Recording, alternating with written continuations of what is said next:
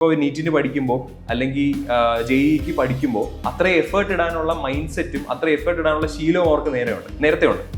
ആ ശീലം നമ്മൾ എന്ന് തുടങ്ങുന്നോ അന്ന് നമുക്ക് ആ ഒരു ഡിഫറൻസ് തീരുമെന്നാണ് എനിക്ക് തോന്നിയിട്ടുള്ളത്. ഞാൻ എപ്പോഴും ബഹുമാനിക്കുന്ന ആൾക്കാർ തെരുവിൽ പ്രസംഗിക്കുന്ന ആൾക്കാരാണ്. അവര് ഒരു വലിയ ആൾക്കൂട്ടത്തെ നോക്കി സംസാരിച്ച് അവരെ ശ്രദ്ധ ആകർഷിക്കാൻ കഴിയാന്ന് പറഞ്ഞാൽ വലിയ കാര്യമാണ്. മറ്റുള്ള ആൾക്കാരെ ഇൻഫ്ലുവൻസ് ചെയ്യാൻ പറ്റണം. നമ്മൾ പറഞ്ഞു കഴിഞ്ഞാൽ അവരൊരു കാര്യം ചെയ്യണം. അങ്ങനെയാണ്, അല്ലാതെ നമ്മളെ ഭീഷണിപ്പെടുത്തി ചെയ്യിക്കുന്നതുകൊണ്ടോ വഴക്കുണ്ടാക്കുന്നത് കൊണ്ടോ അല്ല, മറിച്ച് എല്ലാ ആൾക്കാരെയും മനസ്സിലാക്കി അതാണ് ഒരു ലീഡർഷിപ്പ് ക്വാളിറ്റി എന്ന് എനിക്ക് പല പോയിന്റിലും തോന്നുന്നു. നമ്മൾ നല്ല ആത്മാർത്ഥമായി പഠിക്കുകയാണ് എന്നുണ്ടെങ്കിൽ, ആത്മാർത്ഥമായി വായിക്കുകയാണെന്നുണ്ടെങ്കിൽ കുറച്ചുകൂടെ മെച്ചപ്പെട്ട മനുഷ്യനാക്കി നമ്മളെ മാറ്റാൻ സിവിൽ സർവീസ് വായനകൾക്ക് സാധിക്കുമെന്നാണ് ഞാൻ നേരിട്ട് കണ്ടിട്ടുള്ളതും. ഒരുപാട് ആൾക്കാരുടെ ലൈഫിൽ നിന്ന് ഇത് കഴിഞ്ഞു വരുന്ന ആൾക്കാർ കുറച്ചുകൂടെ എന്താ പറയണ്ടേ, അവർ ചിന്തിക്കുന്ന രീതിയിൽ ഒരുപാട് ചേഞ്ചസ് വരുന്നതായിട്ട് കാണുന്നുണ്ട്. പഠന ഗവേഷണ രംഗത്തെ പ്രതിഭകളെ പരിചയപ്പെടുത്തുന്ന റിസാല അപ്ഡേറ്റിൻ്റെ സ്കിൽ വേഴ്സിലേക്ക് സ്വാഗതം. ഇന്ന് നമ്മളോടൊപ്പം ഉള്ളത് സിദ്ധാർത്ഥ് എം ജോയിയാണ്. അദ്ദേഹം UPSC സിവിൽ സർവീസ് 271 റാങ്ക് ജേതാവാണ് 2025. അതോടൊപ്പം തന്നെ അദ്ദേഹം KSൽ 2ാം റാങ്കുകാരനുമാണ്. അതുമാത്രമല്ല, കേരള യൂണിവേഴ്സിറ്റിക്ക് കീഴിൽ അദ്ദേഹം ഗവേഷക വിദ്യാർത്ഥി കൂടിയാണ്. സിദ്ധാർത്ഥം ജോയിയുടെ വിശേഷങ്ങളിലേക്ക് കടക്കാം. നമസ്കാരം. സ്കിൽ വേഴ്സിലേക്ക് സ്വാഗതം. Thank you. ഇന്ന് ഇവിടെ സിദ്ധാർത്ഥം ജോയിനെ സ്വീകരിക്കുമ്പോൾ ഞങ്ങൾക്കുണ്ടായിട്ടുള്ള വലിയൊരു കാര്യം എന്ന് പറഞ്ഞാൽ, സിദ്ധാർത്ഥം ജോയി ഒരുപാട് പേർക്ക് മോട്ടിവേഷൻ നൽകാൻ പറ്റുന്ന തക്കത്തിൽ ഒരു കഥയുള്ള ഒരാളാണ്. എനിക്ക് തോന്നുന്നു 5ാമത്തെ വട്ടമാണ് സിവിൽ സർവീസ് ക്രാക്ക്, 4ാമത്തെ വട്ടം. എങ്ങനെയാണ് ഈ ജേണി? സർ, ഞാൻ PG പഠിക്കുന്ന സമയത്ത് ഇവിടെ കേരള യൂണിവേഴ്സിറ്റിയിലാണ് പഠിച്ചത്. MA ഇംഗ്ലീഷ് ആയിരുന്നു.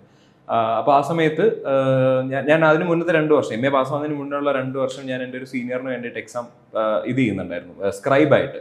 പുള്ളിക്ക് വിഷ്വലി പ്രശ്നമുള്ളതുകൊണ്ട് ഞാനാണ് സ്ക്രൈബായിട്ട് പ്രിലിംസ് എഴുതിക്കൊണ്ടിരുന്നത്. അപ്പോഴാണ് ഞാൻ ഈ എക്സാമിനെ കുറിച്ചിട്ട് മനസ്സിലാക്കി. പിന്നെ ഞാൻ വിചാരിച്ചു ഞാൻ ഒന്ന് ട്രൈ ചെയ്ത് കൊടുക്കാം. അപ്പോൾ MA കഴിഞ്ഞ ഉടനെ തന്നെ 2 മാസം കഴിഞ്ഞ ഉടനെ ഞാൻ എക്സാം കൊടുക്കുന്നു, കിട്ടുന്നില്ല. അപ്പോൾ I thought I will try. Coaching എടുത്തതിന് ശേഷം നമുക്ക് എക്സാം കൊടുക്കാം. അങ്ങനെ ഞാൻ ഇവിടെ ലീഡ് എന്ന് പറയുന്ന അക്കാഡമിയിൽ ജോയിൻ ചെയ്തു, പഠിച്ചു. 21 പക്ഷേ ക്ലിയർ ആയില്ല. ജസ്റ്റ് ചെറിയൊരു, ഞാൻ എക്സ്പെക്ട് ചെയ്തു ആ തവണ കുറച്ചുകൂടെ ഓൺ ദ ബ്രിമ്മിലാണ് മിസ്സാവുന്നത്. അപ്പോൾ 2 തവണയായിട്ടും ഒന്ന് ഇതാവാത്തതുകൊണ്ട് ഞാൻ PhDക്ക് ജോയിൻ ചെയ്തു. അതിൻ്റെ കൂടെ പ്രിപ്പയർ ചെയ്യാന്ന് വെച്ചു. പക്ഷേ അത് കയറിയ ഉടനെ തന്നെ നമ്മുടെ synopsis presentation, doctoral committee, course work, അങ്ങനെ ഭയങ്കര തിരക്കായി. പിന്നെ എക്സാമിന് മുന്നേ ജസ്റ്റ് നോക്കിയിട്ട് എഴുതി. 3ാമത്തെ തവണയും ക്വാളിഫൈ ആയില്ല. അപ്പോഴാണ് എനിക്ക് മനസ്സിലായത് ആ എക്സാം ഡിസേർവ് ചെയ്യുന്ന ഒരു റെസ്പെക്ട് ഉണ്ട്. കാരണം നമ്മൾ കൊടുക്കേണ്ട ചില എഫേർട്ട് ഉണ്ട്, അത് കൊടുക്കാതെ നമുക്ക് ഒരിക്കലും അത് ക്ലിയർ ആവാൻ പറ്റില്ല എന്നൊരു റിയലൈസേഷൻ വരുന്നത് ആ പോയിന്റിലാണ്. പിന്നെ അപ്പോൾ PSCയിൽ അപ്പോയിന്റ്മെന്റ് ആയി. സെക്രട്ടേറിയറ്റിൽ ജോയിൻ ചെയ്തതിന് ശേഷം ഞാൻ പരീക്ഷയുടെ സമയത്ത് ഒരു കുറച്ചുകൂടെ ലോങ് ആയിട്ടുള്ള ഒരു പ്രിലിംസിനും മെയിൻസിനും എടുത്തതിന് ശേഷമാണ് എക്സാം ക്ലിയർ ആവുന്നത്. അപ്പോൾ അങ്ങനെയാണ് ഒരു 4th അറ്റംപ്റ്റ് വരെ പോയ. പല പോയിന്റിൽ ഈ പറയുന്ന പോലെ ഒരുപാട് മിസ്റ്റേക്സ് വരുത്തി. ആ മിസ്റ്റേക്കുകളെല്ലാം ക്ലിയർ ആവുന്ന മുറയ്ക്ക് നമ്മൾക്ക് ആ ഒരു എയിമിലേക്ക് എത്താൻ പറ്റി എന്നുള്ളതാണ് ഞാൻ ഇപ്പോഴും വിശ്വസിക്കുന്നത്. പല വിദ്യാർത്ഥികളെ സംബന്ധിച്ചിടത്തോളം ഇത് അറ്റംപ്റ്റ് ചെയ്യുക എന്നുള്ളത് എളുപ്പമുള്ള കാര്യമാണ്. പലരും അങ്ങനെ ചെയ്യുന്നത് നമ്മൾ കണ്ടിട്ടുണ്ട്. പക്ഷേ 1-2 അറ്റംപ്റ്റുകളിൽ പരാജയപ്പെട്ടത് കാണുമ്പോൾ, സ്കോർ ഇച്ചിരി കുറഞ്ഞത് കാണുമ്പോൾ പലരും ഇട്ടുപോകുന്നൊരു സാഹചര്യമുണ്ട്. ഈ തുടക്കത്തിൽ തന്നെ നമുക്ക് ആശ്വാസകരമായ പ്രതീക്ഷയുള്ളൊരു സ്കോറായിരുന്നു, അതോ തുടക്കത്തിൽ വലിയ നിരാശയിൽ നിന്ന് പിന്നെ എങ്ങനെ കയറി വരികയായിരുന്നു? ആ ജേണി എങ്ങനെയാണ്? തുടക്കത്തിൽ നല്ല നിരാശയായിരുന്നു. കാരണം ആ അറ്റംപ്റ്റിൽ ഫസ്റ്റ് ഞാൻ എഴുതുമ്പോൾ എനിക്ക് 43 ശരിയാണുള്ളത്, 46 എണ്ണം തെറ്റി. ശരിയേക്കാൾ കൂടുതലാണ് എന്റെ തെറ്റിന്റെ എണ്ണം 2021 അറ്റംപ്റ്റിൽ. അപ്പോൾ അതുകൊണ്ടാണ് ഞാൻ വിചാരിച്ചത് ഇത് അങ്ങനെ എഴുതേണ്ട ഒരു പരീക്ഷയല്ല, ഇതിന് ഒരു പഠനം, ഒരു ചിട്ടയായ പഠനം വേണം എന്നുള്ളത്. പക്ഷെ അതേപോലെ തന്നെ സാർ, എനിക്ക് തോന്നുന്നത് സാർ പറഞ്ഞ പോലെ 1ാമത്തെ 2ാമത്തെ അറ്റംപ്റ്റിൽ നിർത്തി പോകുന്നത് അതൊരു സോഷ്യൽ പ്രിവിലേജിന്റെയും കൂടെയാണ്. കാരണം എന്നെ സംബന്ധിച്ചിടത്തോളം എൻ്റെ അച്ഛനും അമ്മയും വർക്കിംഗ് ആയിരുന്നു. അവർക്ക് ഈ എക്സാമിന്റെ ഇമ്പോർട്ടൻസ് അറിയാമായിരുന്നു. പിന്നെ സോക്കോൾഡ് ഈ പറയുന്നത് പോലെ തന്നെ പെൺകുട്ടികൾക്കുണ്ടാവുന്ന വിവാഹത്തിന്റെ പ്രഷർ അങ്ങനെയൊന്നുമില്ല. ഒരുപാട് ആൾക്കാർക്ക് ഉണ്ടാവുന്നത് അവരുടെ പഠിത്തത്തെക്കാൾ ഉപരി ഇത്തരത്തിലുള്ള എക്സ്റ്റേണൽ ഫാക്ടേഴ്സിന്റെ പ്രഷർ കൊണ്ട്, പലപ്പോഴും ഫാമിലിയിലെ പ്രശ്നങ്ങൾ കൊണ്ട്, ജോലി എടുക്കാതെ അവർക്ക് ജീവിക്കാൻ പറ്റില്ല എന്നുള്ളത് കൊണ്ട് ഞാൻ ഇരുന്നത് പോലെ കുറെ നാൾ ഇരിക്കാനുള്ള പ്രിവിലേജ് ഇല്ലായ്മ ഒരു പോയിന്റാണ്. പക്ഷെ എന്നിരുന്നാലും അതിന്റെ ഇടയിൽ നമുക്ക് പഠിക്കാൻ പറ്റുന്ന സമയങ്ങൾ എഫക്റ്റീവായിട്ട് പഠിച്ച് കയറുന്ന ആൾക്കാരെ നമുക്ക് കാണാൻ പറ്റുന്നുണ്ട്. ഈ സിവിൽ സർവീസിനൊപ്പം തന്നെ ഇപ്പോൾ KS പോലുള്ള പരീക്ഷകൾ ഇപ്പോൾ വീണ്ടും അവതരിപ്പിക്കപ്പെടുന്നുണ്ട്. അപ്പം KS സിവിൽ സർവീസിനൊപ്പം തന്നെ കൊണ്ടുപോകാൻ പറ്റുന്ന, അത്ര എളുപ്പമുള്ള, അങ്ങനെ തന്നെ ഒരു പരസ്പരം റിലേറ്റ് ചെയ്യാൻ പറ്റുന്ന ഒരു പരീക്ഷയായിട്ട് തന്നെയാണോ തോന്നിയത്? സാർ, എനിക്ക് ഇപ്പോൾ തോന്നിയിട്ടുള്ള ഒരു കാര്യം എന്ന് പറഞ്ഞു കഴിഞ്ഞാൽ KS മാത്രമല്ല, കേരള PSCയുടെ ഡിഗ്രി ലെവൽ പരീക്ഷകളെല്ലാം ഏതാണ്ട് UPSC മോഡലിലേക്ക് മാറിയിട്ടുണ്ട്. ഏകദേശം സിലബസ് ഒരു 60% അല്ലെങ്കിൽ 70% സിലബസുകൾ ഒരേപോലെ തന്നെയാണ് വരുന്നത്. അതിന് പുറത്തേക്ക്, അല്ലെങ്കിൽ UPSCക്ക് നമുക്ക് പഠിക്കുന്നതിന് പുറത്തേക്ക് വരുന്നത് കേരള ചരിത്രം, മലയാള സാഹിത്യം, കേരള ഭൂമിശാസ്ത്രം, കേരള ഭരണവ്യവസ്ഥ, ഇത്രയും കാര്യങ്ങൾ മാത്രമേ നമുക്ക് ഔട്ട്സൈഡ് UPSC ഉള്ളൂ. ബാക്കിയെല്ലാം പഠിക്കേണ്ട കണ്ടന്റ് സെയിം ആണ്. ചോദ്യം ചോദിക്കുന്ന രീതികളിൽ ചില വ്യത്യാസങ്ങൾ, അല്ലെങ്കിൽ ചോദിക്കുന്ന രീതികളുടെ ഒരു ഒരു കടുപ്പത്തിലും പ്രയാസത്തിലും ചെറിയ ചില വ്യത്യാസങ്ങൾ ഉണ്ടെങ്കിലും നമ്മൾ പഠിക്കേണ്ട കാര്യം ഒന്ന് തന്നെ ആയതുകൊണ്ടാണ്. ഇപ്പോൾ നമ്മൾ ഈ അടുത്തിടെ വന്നു കഴിഞ്ഞാൽ എല്ലാ ലിസ്റ്റുകളും KS എടുത്ത് നോക്കിക്കഴിഞ്ഞാൽ, പഞ്ചായത്ത് സെക്രട്ടറി എടുത്താൽ, സെക്രട്ടേറിയറ്റ് അസിസ്റ്റന്റ് എടുത്തു കഴിഞ്ഞാൽ ഇതിന്റെ എല്ലാം ടോപ്പ് റാങ്കുകളിൽ നമുക്ക് UPSC ആസ്പിറൻസിനെ കാണാൻ പറ്റും. അത് ഈ പറയുന്ന ഓവർലാപ്പ് വരുന്നുള്ളതിന്റെ ഏറ്റവും വലിയ ഒരു ഉദാഹരണമായിട്ടാണ് എനിക്ക് തോന്നിയിട്ടുള്ളത്. നമ്മൾ നേരത്തെ പ്രിവിലേജിനെ കുറിച്ച് പറയുന്നുണ്ട്. ഇപ്പം 2 സർക്കാർ ഉദ്യോഗസ്ഥരുടെ മകനാണ്. നമുക്ക് ഇതിലേക്ക് കടന്നു വരാനും നമുക്ക് സമയം ചെലവഴിക്കാനും ഒക്കെ ഒരു പിന്തുണ മാതാപിതാക്കളുടെ ഭാഗത്തു നിന്നും കുടുംബത്തിൽ നിന്നൊക്കെ ഉണ്ടാവും. അതല്ലാത്ത ആളുകളുടെ ഒരു കാറ്റഗറി ഉണ്ട്. പക്ഷേ ഒപ്പം നടന്ന പല ആളുകളും അങ്ങനെയുള്ള ഉദാഹരണങ്ങളും നമ്മുടെ മുന്നിലുണ്ടാവും. എങ്ങനെയാണ് വളരെ സാധാരണക്കാരായ ആളുകൾക്ക് വന്ന് വിജയിക്കാൻ പറ്റുന്നത്? ഞാൻ ചോദിക്കുന്നത്, പൊതുവെ ഒരു നറേറ്റീവ് ഉണ്ട്. ഈ സിവിൽ സർവീസസ് എന്നൊക്കെ പറയുന്നത്, അല്ലെങ്കിൽ KS എന്നൊക്കെ പറയുന്നത് കുറച്ചും ബുദ്ധിമുട്ടുള്ള പരീക്ഷയാണ്. അതുകൊണ്ട് തന്നെ കുറച്ച് പ്രിവിലേജ്ഡ് ആയിട്ടുള്ള ഒരു എലൈറ്റ് ക്ലാസ്സിന് മാത്രം പറ്റുന്ന, നല്ല വിദ്യാഭ്യാസം കിട്ടിയിട്ടുള്ള ആളുകൾക്ക് മാത്രം പറ്റുന്ന ഒരു സാധനമാണ്. എനിക്ക് തോന്നുന്നു സിദ്ധാർത്ഥ് ഈ പറയുന്ന പോലെ ഭാഷയാണ്, ഹ്യൂമാനിറ്റീസ് സ്റ്റുഡൻ്റ് ആണ്. അപ്പം ആ ഒരു ട്രജക്ടറിയും കൂടെ ഉദ്ദേശിച്ചിട്ടാണ് ഞാൻ ചോദിക്കുന്നത്. അത് അത്ര എളുപ്പമായിരുന്നു ഈ സംവിധാനം? അങ്ങനെ ആളുകൾക്ക് പറ്റുന്നതാണോ ഈ കാര്യം? ശരിക്കും നമ്മൾ പറഞ്ഞ പോലെയാണ്. ഞാൻ എൻ്റെ കാര്യത്തെക്കാൾ ഉപരി അഭിമാനം തോന്നുന്ന ഒരുപാട് വിജയങ്ങൾ ഈ വർഷത്തെ റാങ്ക് ലിസ്റ്റിൽ തന്നെ നമുക്ക് കാണാൻ പറ്റും. മലയാളികളായിട്ടുള്ള ഒരുപാട് സ്ട്രഗിൾ ചെയ്ത് വന്നിട്ടുള്ള ആളുകൾ. അപ്പോൾ അങ്ങനെ ഒരു എലൈറ്റ് സെക്ഷന് വേണ്ടി മാത്രമുള്ളതല്ല എന്നുള്ളത് കേരളത്തിൽ നിന്ന് തന്നെ നമുക്ക് ഒരുപാട് ഉദാഹരണങ്ങളെ ചൂണ്ടിക്കാണിക്കാൻ പറ്റും. പല വർഷങ്ങളിലായിട്ട് ഒരുപാട് ആളുകൾ പല സമൂഹത്തിലെ പല തരത്തിലുള്ള ഡിസ്ക്രിമിനേഷൻസിനോട്, ഇനിക്വാളിറ്റീസിനോട് പോരാടി വിജയിച്ചു വന്ന ഒരുപാട് ആളുകളുടെ സ്റ്റോറീസ് നമ്മുടെ മുന്നിൽ തന്നെയുണ്ട്. പക്ഷേ അതിനുള്ള സാഹചര്യം ഒരുക്കി കൊടുക്കാൻ നമ്മൾ തന്നെ, ഒരുപക്ഷെ നമ്മുടെ ഗവൺമെന്റിന്റെ ഭാഗത്ത് നിന്ന് ഒരുപാട് ഹെൽപ്പുകളുണ്ട്. ഇപ്പൊ നമ്മൾ ഡൽഹിയിലേക്ക് ഇന്റർവ്യൂവിന് പോകുമ്പോൾ നമ്മുടെ ട്രാവല്, സ്റ്റേ, ഇതെല്ലാം നമ്മുടെ ഗവൺമെന്റ് നമുക്ക് ചെയ്യുന്നുണ്ട്. പക്ഷെ അതിനും പരിമിതികൾ ഉണ്ട്. അപ്പൊ അതാണ് എനിക്ക് തോന്നിയിട്ടുള്ള ഒരു കാര്യം. എലൈറ്റ് ആയ ഒരു സെക്ഷന് വേണ്ടി മാത്രമല്ല, ഈ ഒരു ലക്ഷ്യത്തിന് വേണ്ടി പണിയെടുക്കാൻ കഴിയുന്ന ഒരുപാട് ആളുകൾക്ക് എത്തിപ്പെടാൻ പറ്റുന്ന ഒരു സ്ഥലമാണെന്ന് എനിക്ക് തോന്നിയിട്ടുണ്ട്. 1. 2, ഒപ്പം നടന്ന ഒരുപാട് മനുഷ്യർ. അത് എല്ലാ കാലത്തും അങ്ങനെ തന്നെയാണ്. ഞാൻ എപ്പോഴും എല്ലാവരോടും പറയാം, ഒറ്റയ്ക്ക് വഴിവെട്ടി വരാനൊന്നും പറ്റില്ല. നമ്മളെല്ലാവരും കൂട്ടത്തിലാണ് വരുന്നത്. എന്നെ സംബന്ധിച്ചിടത്തോളം എൻ്റെ കൂട്ടുകാർ വഴിവെട്ടി തന്നു എന്നാണ് ഞാൻ എപ്പോഴും കരുതിയിട്ടുള്ളത്. കാരണം പഠിക്കുമ്പോഴാണെങ്കിലും ഇന്റർവ്യൂവിന്റെ സമയത്തും ഞാൻ പലപ്പോഴും വർക്കിംഗ് ആയിരുന്നു. അപ്പൊ എനിക്ക് വൈകുന്നേരം 5 മണിക്ക് ശേഷമുള്ള സമയം മാത്രമാണ് എനിക്ക് ഒരു പഠിക്കാനായിട്ട്. അപ്പൊ എനിക്ക് ചിലപ്പോൾ എല്ലാ ദിവസവും പത്രം ഫോളോ ചെയ്യാൻ പറ്റില്ല. അപ്പൊ എൻ്റെ ഫ്രണ്ട്സ് ഉണ്ടായിരുന്നു, ഒരു പിയർ ഗ്രൂപ്പ് പോലെ. സ്നിഗ്ധ, ഐഷ, കാവ്യത്തോണ ലിസ്റ്റിലുണ്ട്, പിന്നെ വിഷ്ണു.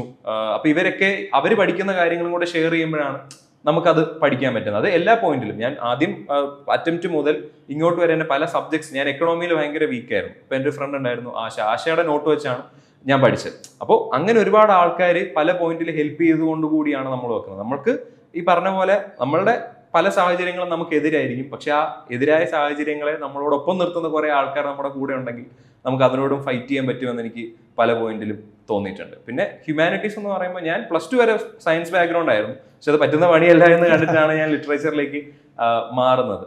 പക്ഷെ ഹ്യൂമാനിറ്റീസുകാർക്ക് ഡെഫിനറ്റ്ലി ഒരു എഡ്ജ് ഉണ്ട് എന്നാണ് എനിക്ക് തോന്നിയിട്ടുള്ളത്. കാരണം ഒന്നാമതായിട്ട് ഈ പറഞ്ഞ പോലെ ഒരുപാട് subjects, political science, economy, administration എന്ന് പറയുന്ന ഒരു ജോലിയിലേക്ക് തന്നെ വരുമ്പോൾ administration is A part of humanities എന്നൊരു കാര്യമുണ്ട്. സോ അതിന്റെ ഒരു അഡ്വാൻറ്റേജ് ഉണ്ട്. But at the same time നമ്മൾ ഇത്തവണത്തെ റാങ്ക് നോക്കിക്കഴിഞ്ഞാൽ ഫസ്റ്റ് റാങ്ക് ഒരു ഡോക്ടറാണ്, ഈസ് ഫ്രം എയിംസ്. അപ്പോൾ അത് വേറൊരു തരത്തിലുള്ള, കാരണം ഒരുപാട് പേരെന്നോട് ചോദിക്കാറുണ്ട്, ഈ പറഞ്ഞ പോലെ ഭയങ്കര IIT അല്ലെങ്കിൽ എയിംസ്, ഐസർ മുതലായ പഠിച്ച ആൾക്കാർക്ക് ഭയങ്കര അഡ്വാൻറ്റേജ് ഉള്ള. അതെന്താന്ന് പറഞ്ഞു കഴിഞ്ഞാൽ ഈ എക്സാമിന് ഞാൻ നേരത്തെ പറഞ്ഞതുപോലെ നമ്മൾ ഇടേണ്ട ഒരു എഫേർട്ട് ഉണ്ട്. ആ എഫേർട്ട് ഇടാൻ നേരത്തെ പാകപ്പെട്ട മനുഷ്യരാണ് അവർ നേരത്തെ ഇപ്പോൾ നീറ്റിന് പഠിക്കുമ്പോൾ അല്ലെങ്കിൽ JEEക്ക് പഠിക്കുമ്പോൾ അത്രയും എഫേർട്ട് ഇടാനുള്ള മൈൻഡ് സെറ്റും അത്രയും എഫേർട്ട് ഇടാനുള്ള ശീലവും അവർക്ക് നേരത്തെ ഉണ്ട്. ആ ശീലം നമ്മൾ എന്ന് തുടങ്ങുന്നോ അന്ന് നമുക്ക് ആ ഒരു ഡിഫറൻസ് തീരും എന്നാണ് എനിക്ക് തോന്നിയിട്ടുള്ളത്. സോ എക്സാമിൽ ഒരു ലെവൽ പ്ലേയിങ് ഫീൽഡാണ്. കാരണം സയൻസിൽ നിന്നുള്ള ക്വസ്റ്റ്യൻസ് ഉണ്ട്, ക്വാളിഫയിങ്ങിൽ മാത്സ് ഉണ്ട്. അപ്പം സയൻസ് ഉള്ളവർക്ക് അവിടെ അഡ്വാൻറ്റേജ് ചെയ്യാൻ പറ്റും. ഹ്യൂമാനിറ്റീസുകാർ അവിടെ കൂടെ പിടിച്ചു കഴിഞ്ഞാൽ അവരുടെ ഇപ്പോഴത്തെ പേപ്പറിലെ മാർക്ക് പോലും കൂട്ടത്തുള്ളൂ. സെയിം തിങ് ഹ്യൂമാനിറ്റീസിലെ കുറെ സബ്ജക്ട്സ് ഉണ്ട്. അപ്പൊ സയൻസുകാർ ഹ്യൂമാനിറ്റീസ് കൂടെ പഠിച്ചു കഴിഞ്ഞാൽ മാത്രമേ അവർക്ക് ഈ എക്സാമിൽ ഈ പറയുന്നത് പോലെ എക്സൽ ചെയ്യാൻ പറ്റുള്ളൂ. സോ ഒരു ലെവൽ പ്ലേയിങ് ഫീൽഡാണ്. മോറോവർ നമ്മളെ ഒരു ജനറലിസ്റ്റ് ആക്കും. ഈ പരീക്ഷയുടെ എല്ലാ സ്റ്റേജും കഴിയുമ്പോഴത്തേക്ക് എല്ലാ ഡിസിപ്ലിനെയും ഒന്ന് തൊട്ടു പോകുന്ന ഒരാളായി മാറുമെന്നാണ് എനിക്ക് തോന്നിയിട്ടുള്ളത്. നമുക്ക് ഈ സിവിൽ സർവീസിന് പരീക്ഷയ്ക്ക് തയ്യാറെടുക്കുന്ന അല്ലെങ്കിൽ താല്പര്യമുള്ള ആളുകളുണ്ട്, ഇവിടെ തുടങ്ങണം എന്ന് പറയാൻ പറ്റുന്ന ഒരു പോയിന്റ് ഉണ്ടോ? എവിടെ മുതൽ നമ്മൾ ഇതിനൊരു തയ്യാറെടുപ്പ് തുടങ്ങണം? ഞാൻ എല്ലാവരോടും, ഇനി നിങ്ങൾ ഏത് പ്രായത്തിലുള്ളവരാണെങ്കിലും ഞാൻ അവരോട് പറയുന്നത് നിങ്ങൾ ഇന്ന് തുടങ്ങുക എന്നുള്ളതാണ്. ഇപ്പൊ സ്കൂളിലാണെങ്കിലും കോളേജിലാണെങ്കിലും നിങ്ങൾ അത് കഴിഞ്ഞ് നിൽക്കുകയാണെങ്കിൽ ഇന്ന് തുടങ്ങുക. അപ്പൊ തുടങ്ങുന്ന ഡേ ഒന്നാണ്. ഇപ്പൊ നമുക്ക് അതിനൊരു ആഗ്രഹം വരുന്നു അന്ന് തുടങ്ങുക. പക്ഷെ തുടങ്ങേണ്ട രീതിയാണ് വ്യത്യസ്തം. ഇപ്പൊ സ്കൂളിലുള്ള കുട്ടികളോട് ഞാൻ പറയുന്നത് നിങ്ങൾ പത്രം വായിക്കുക. നിങ്ങൾ പത്രം വായിച്ച് ചുറ്റുമുള്ള നോട്ട് ഉണ്ടാക്കുകയോ അല്ലെങ്കിൽ അങ്ങനെ ഒന്നുമല്ല. കാരണം നമ്മൾ ഒരു ചായക്കടയിൽ ചെന്നാൽ അവിടെ ഇരിക്കുന്ന നമ്മുടെ അപ്പൂപ്പന്മാരൊന്നും നോട്ട് ഉണ്ടാക്കിയിട്ടല്ല അവർ ഈ ലോകകാര്യങ്ങളെ കുറിച്ചെല്ലാം ചർച്ച ചെയ്യുന്നത്. അതവരുടെ തുടർച്ചയായ വായനയിൽ നിന്നാണ് അവർക്കത് കിട്ടുന്നത്. കാരണം ഒരു പത്രം വായിക്കുന്ന ആൾക്ക് പല വീക്ഷണകോണുകളിൽ നിന്നുള്ള ഒരേ വിഷയത്തെ തന്നെ സമീപിക്കാനുള്ള ഒരു ധാരണ ഉണ്ടാവും. അപ്പൊ അത് ഉണ്ടാക്കിയെടുക്കണമെങ്കിൽ നമ്മൾ സ്കൂൾ കാലം മുതലേ തന്നെ പത്രം വായിച്ച്, മലയാളം പത്രം തന്നെ വായിച്ചു കഴിഞ്ഞാലും കുഴപ്പമില്ല. പിന്നീട് ഇംഗ്ലീഷ് ന്യൂസ് പേപ്പറിലേക്കൊക്കെ പോകാം. പിന്നെ അവരിപ്പോൾ പഠിക്കുന്ന ടെക്സ്റ്റ് ബുക്കുകൾ, കാരണം ഫണ്ടമെന്റൽ കോൺസെപ്റ്റുകളാണ് നമുക്ക് സ്ട്രോങ് ആവേണ്ടത്. അപ്പൊ ഇപ്പോൾ പഠിക്കുന്ന ടെക്സ്റ്റ് ബുക്കുകൾ നല്ല രീതിക്ക് വായിക്കുക. ഇനി കോളേജിൽ പഠിക്കുന്ന ഒരാളാണെന്നുണ്ടെങ്കിലും ഇന്ന് തന്നെ തുടങ്ങണം. പക്ഷേ ഇത്രയും കാര്യം മാത്രം ചെയ്താൽ പോരാ, പഴയ ക്വസ്റ്റ്യൻ പേപ്പറുകളും സിലബസും എടുത്ത് എന്തൊക്കെയാണ് റെലവെന്റ് ആയ ന്യൂസ് എന്ന് നോക്കി അത് വായിക്കാനുള്ള ഒരു ശീലം കോളേജ് ലെവലിൽ തുടങ്ങണം. പിന്നെ കോളേജ് കഴിഞ്ഞിട്ട് നിൽക്കുന്ന ഒരാളാണെങ്കിൽ ഞാൻ അവരോട് ഇതിന് വേണ്ട ടെക്സ്റ്റ് ബുക്കുകൾ വാങ്ങിച്ച് അതുകൂടെ പഠിക്കണം. ഇങ്ങനെ ഓരോ ലെവലിലും അപ്ഗ്രേഡ് ചെയ്തുകൊണ്ടിരിക്കും. പക്ഷേ നിങ്ങൾക്ക് ആഗ്രഹം ഉണ്ടെങ്കിൽ നാളത്തേക്ക് വെക്കാതെ ഇന്ന് തന്നെ തുടങ്ങി കഴിഞ്ഞു കഴിഞ്ഞാൽ അത്രയും അഡ്വാൻറ്റേജ് നമുക്കിവിടെ ഉണ്ടാകും എന്നാണ് എനിക്ക് തോന്നിയിട്ടുള്ളത്. മറ്റൊരു ചോദ്യം, സിദ്ധാർത്ഥ് റൈറ്ററാണ്, നന്നായി ഡിബേറ്ററാണ്. അപ്പോൾ ഈ പ്രൊഫൈലുകളൊക്കെ ആവുന്നതിന് മുൻപ് ഇതിനൊക്കെ വേണ്ടി കൊതിച്ച് അല്ലെങ്കിൽ ഇതിനോടൊക്കെ മടി ഉണ്ടായിരുന്നു, ഭയം ഉണ്ടായിരുന്ന ഒരു കാലം ഉണ്ടായിരുന്നു? തീർച്ചയായിട്ടും. എനിക്ക് ഇപ്പോഴും ഓർമ്മയുണ്ട്, ഈ പറഞ്ഞ പോലെ എന്നെ ആദ്യമായിട്ട് സ്റ്റേജിൽ കയറാൻ നിർബന്ധിക്കുന്ന അമ്മയാണ്. അമ്മയുടെ വലിയ ആഗ്രഹമായിരുന്നു. അമ്മ എനിക്ക് പ്രസംഗമൊക്കെ പഠിപ്പിച്ച് വിട്ടു. അന്ന് നമ്മുടെ റോൾ മോഡൽ എന്ന അങ്ങനത്തെ വിഷയങ്ങളാണ് 3ാം ക്ലാസ്സിൽ. അപ്പോൾ അമ്മ എല്ലാവരും ഗാന്ധി പറയും, നീ ടാഗോർ പറയണം എന്ന് പറഞ്ഞാൽ എന്നെ ടാഗോർ പഠിപ്പിച്ചിട്ടാണ് വിടുന്നത്. ഞാൻ ടാഗോർ കയറി പറഞ്ഞു, അമ്മ എന്നെ ഒരു കവിതയും പഠിപ്പിച്ചു വിട്ടു, ഗാന്ധിയും ഗോഡ്സെയും NV കൃഷ്ണവാര്യർ. അപ്പൊ ഇത് 3ാം ക്ലാസ്സിൽ ഞാൻ ചൊല്ലുന്നുണ്ട്. അതിൽ ഏതിനൊന്നിനും എനിക്ക് പ്രൈസ് കിട്ടി, ഏതിനാണെന്ന് എനിക്ക് ഇപ്പോഴും അറിഞ്ഞുകൂടാ. അതാണ് അവസ്ഥ. രണ്ടിടത്ത് ഞാൻ പോയി, ഞാൻ റിസൾട്ട് അറിയാൻ നിന്നില്ല, ഞാനിങ്ങ് പോന്നു. പിന്നീട് എപ്പോഴും അവർ ക്ലാസ്സിൽ എനിക്ക് ഒരു ചെറിയ ട്രോഫി കൊണ്ട് തന്നു. ഒരെണ്ണം, 2 മത്സരമുണ്ട്, ഒരെണ്ണം ഏതിനാന്ന് പോലും ചോദിക്കാനോ ഇതില്ലാത്തൊരു സമയം ഉണ്ടായിരുന്നു. പിന്നീട് എനിക്ക് തോന്നുന്നു ഒരുപാട് കാലം കഴിഞ്ഞ് ഞാനൊരു 8-9 എത്തുമ്പോൾ ഞാൻ ട്രിവാൻഡ്രത്തേക്ക് മാറി. അതുവരെ നാട്ടിലായിരുന്നു പഠിച്ചത്. ഇവിടെ വന്നതിന് ശേഷമാണ് ഈ ക്വിസ് കോമ്പറ്റീഷൻസിനാണ് ഞാൻ ആദ്യം പോയി തുടങ്ങുന്നത്. അവിടെ ഒരുപാട് പ്രശ്നമില്ല, അങ്ങനെ ഒരുപാട് സംസാരിക്കുകയോ, ഒരു അന്തർമുഖന് പറ്റിയ ഏറ്റവും നല്ല പരിപാടിയാണ്. ചോദ്യം ചോദിക്കുന്നു, ഉത്തരം പറയുന്നു, കഴിഞ്ഞു, ഒറ്റ വാക്കിൽ ഉത്തരം. അതും ആദ്യമൊക്കെ എഴുത്താണ്, അപ്പൊ അത്ര പോലും വേണ്ട. അപ്പോൾ അത് പതിയെ പോയി കഴിഞ്ഞപ്പോഴാണ് എൻ്റെ ഒരു സ്റ്റേജിനോടുള്ള പേടി മാറിയത്. കാരണം സ്റ്റേജിൽ ഇരിക്കുന്നുണ്ട്, ക്വിസ് ആകുമ്പോൾ എല്ലാവരും നോക്കുന്നുണ്ട്, എനിക്ക് ഉത്തരവൊന്നും അറിഞ്ഞുകൂടാ, ഞാൻ ഐ ഡോണ്ട് നോ കുറെ തവണ അറിയില്ല, പാസ് ഇതെല്ലാം പറഞ്ഞു കഴിയുമ്പോൾ കുറച്ച് കഴിയുമ്പോൾ നമുക്ക് പിന്നെ പതിയെ ഇതങ്ങ് മാറും. പിന്നെയാണ് സ്കൂളിലെ മത്സരങ്ങളിലൊക്കെ ക്വിസിന് ഭയങ്കര അപ്ഡേഷൻ വേണം. എല്ലാ ദിവസവും പുതിയ നടക്കുന്ന കാര്യങ്ങളെല്ലാം പഠിക്കണം. പക്ഷെ പ്രസംഗം ഞാൻ നോക്കിയപ്പോൾ കുറച്ച് വിഷയമുണ്ട്. ആ വിഷയത്തെ പറ്റി ഒരു ചെറിയ അണ്ടർസ്റ്റാൻഡിങ് ഉണ്ടെങ്കിൽ എനിക്കത് ചെയ്യാൻ പറ്റും. അപ്പൊ അങ്ങനെ ഞാൻ 10th 8ാം ക്ലാസ് തൊട്ട് ഞാൻ ചെയ്തു തുടങ്ങി. 8-9 ചെയ്യുന്നുണ്ട്, തോക്കുന്നുണ്ട്. 10ൽ ആദ്യമായിട്ട് സ്കൂളിൽ നിന്ന് ജയിച്ച് സബ് ജില്ലയിലേക്ക് പോയി, അവിടെ കിട്ടിയില്ല. +1 പക്ഷേ കുറച്ചുകൂടെ ഞാൻ അതിൽ പ്രൊഫഷണലായിട്ട് ചെയ്യാൻ വേണ്ടി ഞാൻ കുറേ വിഷയങ്ങൾ, അതുവരെ കിട്ടിയ വിഷയങ്ങളെല്ലാം മാർക്ക് ചെയ്ത് അതിൽ എന്തൊക്കെ പറയാന്നൊക്കെ നോക്കി ശാസ്ത്രമേളയ്ക്ക്, നമുക്ക് കേരള ഗവൺമെന്റിന്റെ ശാസ്ത്രമേളയ്ക്ക് സാമൂഹ്യ ശാസ്ത്രത്തിൽ പ്രസംഗമുണ്ട്. ആദ്യമായിട്ട് ഞാൻ തിരുവനന്തപുരം ജില്ലയിൽ നിന്ന് സ്റ്റേറ്റിലേക്ക് സെലക്ട് ചെയ്യപ്പെട്ടു. അന്നാണ് ആദ്യമായിട്ട് ഓക്കെ എനിക്കിത് പറ്റുന്ന ഒരു പണിയാണ്, ഇതെന്നെ കൊണ്ട് പറ്റുന്നൊരു തോന്നൽ എനിക്കുണ്ടായത്. പിന്നെ ഞാൻ കലോത്സവങ്ങളിൽ ആക്റ്റീവ്. എൻ്റെ +1 +2 സമയത്താണ് ശരിക്കും ഞാൻ നല്ല രീതിക്ക് സംസാരിക്കാനായിട്ട് പഠിച്ചത്. പിന്നെ കോളേജിലേക്ക് വന്നപ്പോൾ വേറൊരു നെസസിറ്റി ആയി. സ്കൂളിൽ ഈ പറഞ്ഞ പോലെ കോമ്പറ്റീഷൻസ് ഒക്കെ ആയിരുന്നു, ഈ കോളേജിൽ വരുമ്പോൾ പോക്കറ്റ് മണിയായി. കാരണം ക്യാഷ് പ്രൈസ് കിട്ടിയാൽ നമുക്ക് കോളേജിലെ ചെലവുകൾ, ബാക്കി പ്രവർത്തന പരിപാടികളെല്ലാം നമുക്ക് കൊണ്ടുപോകാനായിട്ട് ഇതൊരു ഇൻകം സോഴ്സ് ആയിരുന്നു. അങ്ങനെയാണ് പിന്നീട് ചില കാര്യങ്ങളുണ്ടല്ലോ, നമുക്ക് അത് നമ്മുടെ ജീവിതത്തിന്റെ ആവശ്യമായി മാറുമ്പോൾ നമ്മൾ അതിൽ എക്സൽ ചെയ്യും എന്ന് പറയുന്നത് പോലെ ഒരുപാട് എഫേർട്ട് ഇട്ട് പോയതാണ് ഈ പറയുന്ന സ്പീക്കിംഗ്, ഡിബേറ്റിംഗ് കാര്യങ്ങളൊക്കെ. അതൊന്നും ഒരിക്കലും എനിക്ക് തോന്നുന്നില്ല, നാച്ചുറലായിട്ട് എൻ്റെ അടുത്ത് ഉണ്ടായിരുന്നതാണ്. എൻ്റെ കൂടെ മത്സരിച്ച് ഒരുപാട് ആൾക്കാരെ ഞാൻ കണ്ടിട്ടുണ്ട്. വളരെ വളരെ ഞാൻ എപ്പോഴും ബഹുമാനിക്കുന്ന ആൾക്കാർ, തെരുവിൽ പ്രസംഗിക്കുന്ന ആൾക്കാർ, അവര് ഒരു വലിയ ആൾക്കൂട്ടത്തെ നോക്കി സംസാരിച്ച് അവരെ ശ്രദ്ധ ആകർഷിക്കാൻ കഴിയാന്ന് പറഞ്ഞാൽ വലിയ കാര്യമാണ്. എനിക്ക് ഒരിക്കലും പറ്റില്ല. എനിക്കൊക്കെ പറ്റുന്നത് ഒരു വിഷയം തന്നാൽ 5 മിനിറ്റ് അതിനെക്കുറിച്ച് സംസാരിക്കാം. അതിൽ കൂടുതൽ ഞാൻ സംസാരിച്ചു കഴിഞ്ഞാൽ ആരും അങ്ങനെ ശ്രദ്ധിക്കണമെന്ന് നിർബന്ധമില്ല. അപ്പൊ അങ്ങനെ സംസാരിച്ച് ആളുകളെ ആകർഷിക്കാൻ കഴിയുന്ന ഒരുപാട് ഫ്രണ്ട്സിനെ ഞാൻ കണ്ടിട്ടുണ്ട്. അവരോട് എനിക്ക് ഭയങ്കരമായ അസൂയയും ആരാധനയും തോന്നിയിട്ടുണ്ട്. ഞാൻ അങ്ങനെയല്ല, ഞാൻ ഈ പറയുന്നത് പോലെ സെൽഫ് മെയ്ഡ് ആയിട്ട് കുറെ കാര്യങ്ങൾ പഠിച്ച് അത് പറയാൻ ശ്രമിക്കുന്ന ഒരാളായിട്ടാണ് എനിക്ക് തോന്നിയിട്ടുള്ളത്. ഇപ്പോൾ നമ്മുടെ പഠനത്തെക്കുറിച്ച് പറഞ്ഞു, നമ്മൾ ഇംഗ്ലീഷ് ടീച്ചറാണ്. അപ്പം നമ്മുടെ നാട്ടിലെ ഒരു ഇംഗ്ലീഷ് വിദ്യാഭ്യാസത്തെക്കുറിച്ച് പലപ്പോഴും ഇങ്ങനെ ക്രിട്ടിക് ഉണ്ടാവാറുണ്ട്. അതിനത്ര ക്വാളിറ്റി ഇല്ല. പ്രത്യേകിച്ച് ഇങ്ങനെയുള്ള പരീക്ഷകൾക്ക് പോകുമ്പോഴാണ് നമ്മുടെ ഒരു ഇൻഫീരിയോറിറ്റി നമ്മൾ തിരിച്ചറിയുന്നത് എന്നുള്ള രീതിയിലുള്ള പല ആളുകളും പരാമർശിക്കുന്നത് കേട്ടിട്ടുണ്ട്. അങ്ങനെ തോന്നിയിട്ടുണ്ട്, അങ്ങനെ ഒരു അനുഭവം ഉണ്ടായിട്ടുണ്ട്. എങ്ങനെയായിരിക്കും അതിനൊന്ന് ഓവർകം ചെയ്യാൻ നമ്മളെ കൊണ്ട് പറ്റുക? ഇംഗ്ലീഷ് എനിക്ക് വളരെ ബുദ്ധിമുട്ടുണ്ടായിരുന്ന ഒരു കാര്യമാണ്. കാരണം ഞാൻ നാട്ടിലാണ് പഠിച്ചത്. ഞാൻ ഒരു 6ാം ക്ലാസ് വരെ ഒരു സാധാ ഒരു ഇതാണ്, പ്രൈവറ്റ് സ്കൂളാണ്, പക്ഷേ സ്റ്റേറ്റ് സിലബസ് സ്കൂളാണ്. ഇടവ എന്ന് പറയുന്ന ഗ്രാമപ്രദേശത്താണ്. അപ്പോൾ അവിടെയും ക്ലാസ് ഇംഗ്ലീഷൊക്കെ ആണെങ്കിൽ പോലും ടീച്ചർമാർ കൂടുതലും മലയാളത്തിലാണ് ക്ലാസ് എടുക്കുന്നത്. അപ്പോൾ നമുക്ക് അങ്ങനെ ഒരു ഇംഗ്ലീഷിനോട് അതില്ല. അവിടെ നിന്ന് അങ്ങനെ ഒരു ഗ്രാമപ്രദേശം ട്രിവാൻഡ്രം പോലൊരു സിറ്റിയിലേക്ക് വരുമ്പോൾ അനുഭവിക്കാൻ പറ്റുന്ന ഏറ്റവും വലിയ പ്രശ്നം ഇംഗ്ലീഷ് അറിയില്ല എന്നുള്ളതാണ്.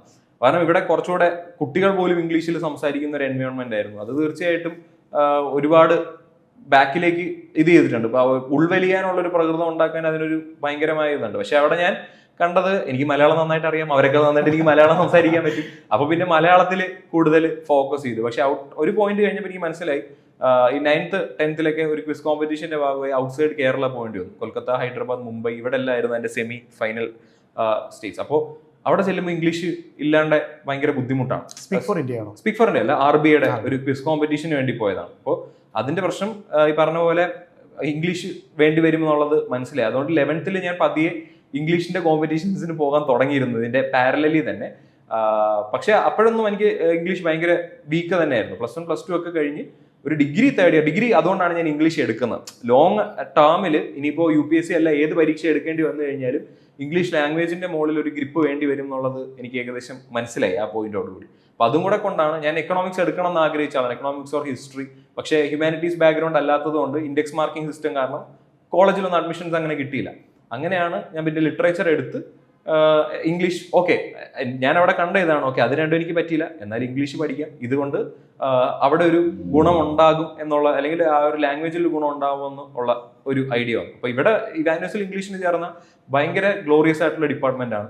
ടീച്ചേഴ്സ് എല്ലാം നല്ല രീതിയിൽ അവർ ക്ലാസ് എടുക്കും, ലാംഗ്വേജ് നല്ല രീതിയിൽ ഹാൻഡിൽ ചെയ്യും, ഒരുപാട് പുസ്തകങ്ങൾ വായിക്കേണ്ടി വരും ലിറ്ററേച്ചർ ആകുമ്പോൾ. അങ്ങനെ ഗ്രാജുവലി ആണ് എൻ്റെ ഇംഗ്ലീഷ് എഡ്യൂക്കേഷൻ കുറച്ച് സ്ട്രെങ്തൻ ആയിട്ടുള്ളത്. എനിക്ക് തോന്നുന്നു നമ്മുടെ നാട്ടിൽ ഇംഗ്ലീഷ് എഡ്യൂക്കേഷന് പ്രശ്നമുള്ളത് കൊണ്ടല്ല, നമ്മൾ പലപ്പോഴും എന്താ പറയണ്ടേ എക്സ്പോസ്ഡ് ആയിരുന്നില്ല ഞങ്ങളുടെ ജനറേഷൻ. പക്ഷെ ഇപ്പോഴത്തെ കുട്ടികൾ അങ്ങനെയല്ല. ബിക്കോസ് അവരുടെ മുമ്പിൽ വെബ് സീരീസിന്റെ വലിയൊരു ലോകമുണ്ട്, അവരുടെ മുമ്പിൽ നെറ്റ്ഫ്ലിക്സ് അല്ലെങ്കിൽ സബ് ടൈറ്റിൽസ് ഉള്ള ഒരുപാട് കാര്യങ്ങൾ വരുന്നുണ്ട്.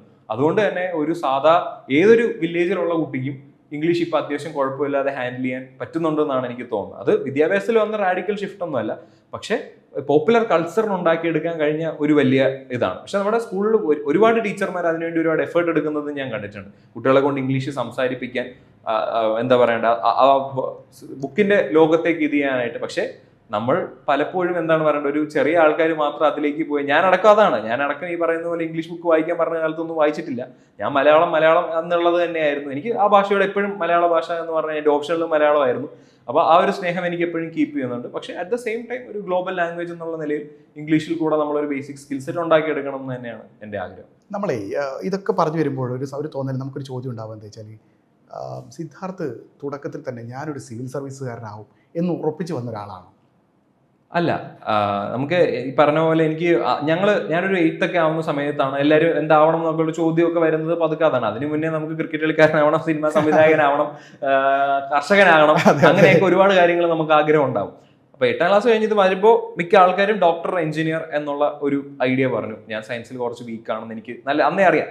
അപ്പൊ ഞാൻ അങ്ങനത്തെ ഒരു ആഗ്രഹമൊന്നുമില്ല. പിന്നെ അങ്ങനെ ഒന്നും മനസ്സിൽ ഉറപ്പിക്കാത്തൊരു കാലമാണ്. അപ്പോൾ നമ്മളൊരു 9th 10th ആവുന്ന സമയമാണ് 2013-14. ആ സമയത്താണ് കേരളത്തിൽ 3 rank top 4 Haritha V Kumar ma'am, Sriram Venkataraman sir, പിന്നെ Alby John Varghese sir. 1st rank, 2nd rank, 4th rank, 4ൽ 3 മലയാളികൾക്ക്. അത് ഭയങ്കര സെലിബ്രേഷൻ ആയിരുന്നു. കേരളത്തിലെ എല്ലാ മീഡിയാസും സെലിബ്രേറ്റ് ചെയ്ത, എനിക്ക് തോന്നുന്നു തുടർച്ചയായി ഇന്റർവ്യൂസ് വരുന്നു, ചാനൽസ് വരുന്നു, സ്റ്റോറീസ് വരുന്നു. അപ്പം നമ്മൾ പത്രം വായിക്കുന്ന ഒരു സമയത്ത് ഇതെല്ലാം കാണുന്നുണ്ട്. അപ്പോഴാണ് ഇങ്ങനെ ഒരു കരിയർ ഓപ്ഷൻ ഉണ്ട് എന്ന് പറഞ്ഞത്. അതിനുശേഷം കേരളത്തിന്റെ ഫുൾ ആ ഒരു സിവിൽ സർവീസ് കൾച്ചർ ഭയങ്കര എൻറിച്ച് ആയി ഒറ്റയടി.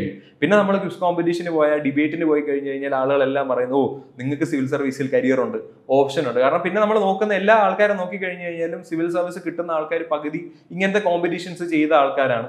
അപ്പോൾ നമ്മൾ കണ്ടു വളർന്ന, നമ്മൾ കാണുന്ന ക്വിസേഴ്സ്, ഡിബേറ്റേഴ്സ് എല്ലാം ഇതിലേക്ക് പോകുന്നു. അങ്ങനെ ഒരു ഡ്രീം നമ്മുടെ മനസ്സിൽ ഉണ്ട്. പക്ഷെ കോളേജിൽ എത്തിക്കഴിയുമ്പോൾ നമ്മൾ പതിയെ അത് മാറും. കാരണം സ്കൂളിലുള്ള അത്രയും ആവേശവും നമുക്ക് കോളേജിലില്ല. കോളേജിൽ നമ്മൾ എൻറ്റയർലി ഡിഫറെന്റ്, ബാക്കി കളർഫുൾ ആയിട്ടൊരു ലോകമാണ്. അപ്പോൾ കോളേജിൽ പഠിപ്പിക്കുന്ന സമയത്ത് എനിക്ക് എപ്പോഴും ഒരു അധ്യാപകനാകണം എന്ന് തന്നെയായിരുന്നു എൻ്റെ ആഗ്രഹം. ഞാൻ അങ്ങനെയാണ് MA ലിറ്ററേച്ചർ എടുക്കുന്ന, നെറ്റ്, JRF ഇതെല്ലാം എഴുതുന്നതെല്ലാം അധ്യാപകനാകുന്ന എന്നുള്ള ഇതിലാണ്. പക്ഷേ പിന്നീടാണ് നമ്മൾ ആ റിയാലിറ്റി ഹിറ്റ് ചെയ്യുന്ന സമയത്ത് എയ്ഡഡ് സ്കൂൾ നിയമനങ്ങൾ, പിന്നെ ഈ പറയുന്ന പോലെ മെനക്കെട്ട പരിപാടിയാണ്. എത്ര നാള് കാത്തിരുന്നാലാണ് വരിക എന്നുള്ളത് നമുക്കറിയില്ല. പിന്നെ എന്തൊക്കെയാണ് നടക്കുന്നത് എന്നുള്ളത് ഒരു ഐഡിയ ഇല്ല. ഭയങ്കര ലിമിറ്റഡ് ആയിട്ടുള്ള ഇൻടേക്കേ ഉണ്ടാവുള്ളൂ. അപ്പോൾ പിന്നെ പതുക്കെ ഷിഫ്റ്റ് ചെയ്യണം. ആ സമയത്താണ് ഞാൻ ആ ചേട്ടന് ഗൂഗിളിന്റെ സ്ക്രൈബായിട്ട് പോകുന്നത്. അപ്പോൾ ഞാൻ നോക്കിയപ്പോൾ ഞാൻ ഇത്രയും കാലം വർക്ക് ചെയ്ത ഒരുപാട് കാര്യങ്ങൾ ഈ എക്സാമിലുണ്ട്. ഈ എക്സാമിന്റെ പല ഫേസിലും എനിക്ക് അഡ്വാൻറ്റേജ് ഉണ്ട്. പ്രിലിംസിൽ ഒരു ക്വിസർ എന്നുള്ള നിലയിൽ നമുക്ക് കുറെ കാര്യങ്ങൾ കിട്ടും. മെയിൻസിലും ഇന്റർവ്യൂവിലും ഈ ഡിബേറ്റിന് വേണ്ടി നമ്മളിട്ട് ഒരുപാട് എഫേർട്സ് നമുക്ക് റീപ്പ് ചെയ്യാൻ പറ്റുമെന്ന് എനിക്ക് മനസ്സിലായി. അങ്ങനെയാണ് ഞാൻ ഇതിലേക്ക് ഒരു ഷിഫ്റ്റിലേക്ക് വരുന്നത്. ഒരു ആക്സിഡന്റൽ ടേൺ ആയിരുന്നു. കാരണം പകുതി വരെയും കോളേജിൽ പഠിപ്പിക്കുക എന്നുള്ളൊരു ലക്ഷ്യവും അങ്ങനെ തന്നെയായിരുന്നു. അതൊരു കംഫർട്ട് സോൺ ആയിട്ടാണ് എനിക്ക് തോന്നിയിട്ടുള്ളത്. ഒരുപാട് കുട്ടികളോട് സംസാരിക്കാം, ബാച്ചസ് മാറുന്നതനുസരിച്ച് പല പ്രോഗ്രാമുകളെല്ലാം ചെയ്ത് വളരെ കളർഫുൾ ആയ ഒരു ജീവിതമായിരിക്കും എന്നുള്ളതാണ്. പിന്നീടാണ് അതിനകത്തും ഹെക്ടിക് വർക്കാണ്, അതിലേക്ക് എത്തിപ്പെടാൻ ഭയങ്കര പാടാണ് എന്നുള്ളൊരു കാര്യം മനസ്സിലായപ്പോഴാണ് പിന്നെ സിവിൽ സർവീസ്. PhD ആയിട്ട് മുന്നോട്ട് പോകുന്നതിനുള്ള അങ്ങനെ ഒരു ഗൂഢലക്ഷ്യം ഉണ്ടോ? ഇല്ല, ഗൂഢലക്ഷ്യമൊന്നുമില്ല. PhD ഞാൻ ആഗ്രഹത്തിൽ ഞാൻ എനിക്കൊരു ഗവേഷകൻ ഉണ്ട് എന്ന് ഞാൻ ഒരിക്കലും വിചാരിച്ചിരുന്നില്ല. എനിക്ക് അങ്ങനെ ഒരു ഇതുണ്ടെന്നുള്ളത്. എന്റെ ഗൈഡ് മാം ഡോക്ടർ മീനാറ്റി പിള്ള മാം HOD ആയിരുന്നു, പിന്നെ ഡീൻ ആയിരുന്നു. മാം ഇപ്പം ജർമ്മനിയിൽ ഒരു പ്രോജക്റ്റിലാണ്. അപ്പൊ മാമാണ് എന്നെ ഒരുപാട് okay you can do this എന്ന് പറഞ്ഞിട്ട് കൊണ്ടുവന്നത്.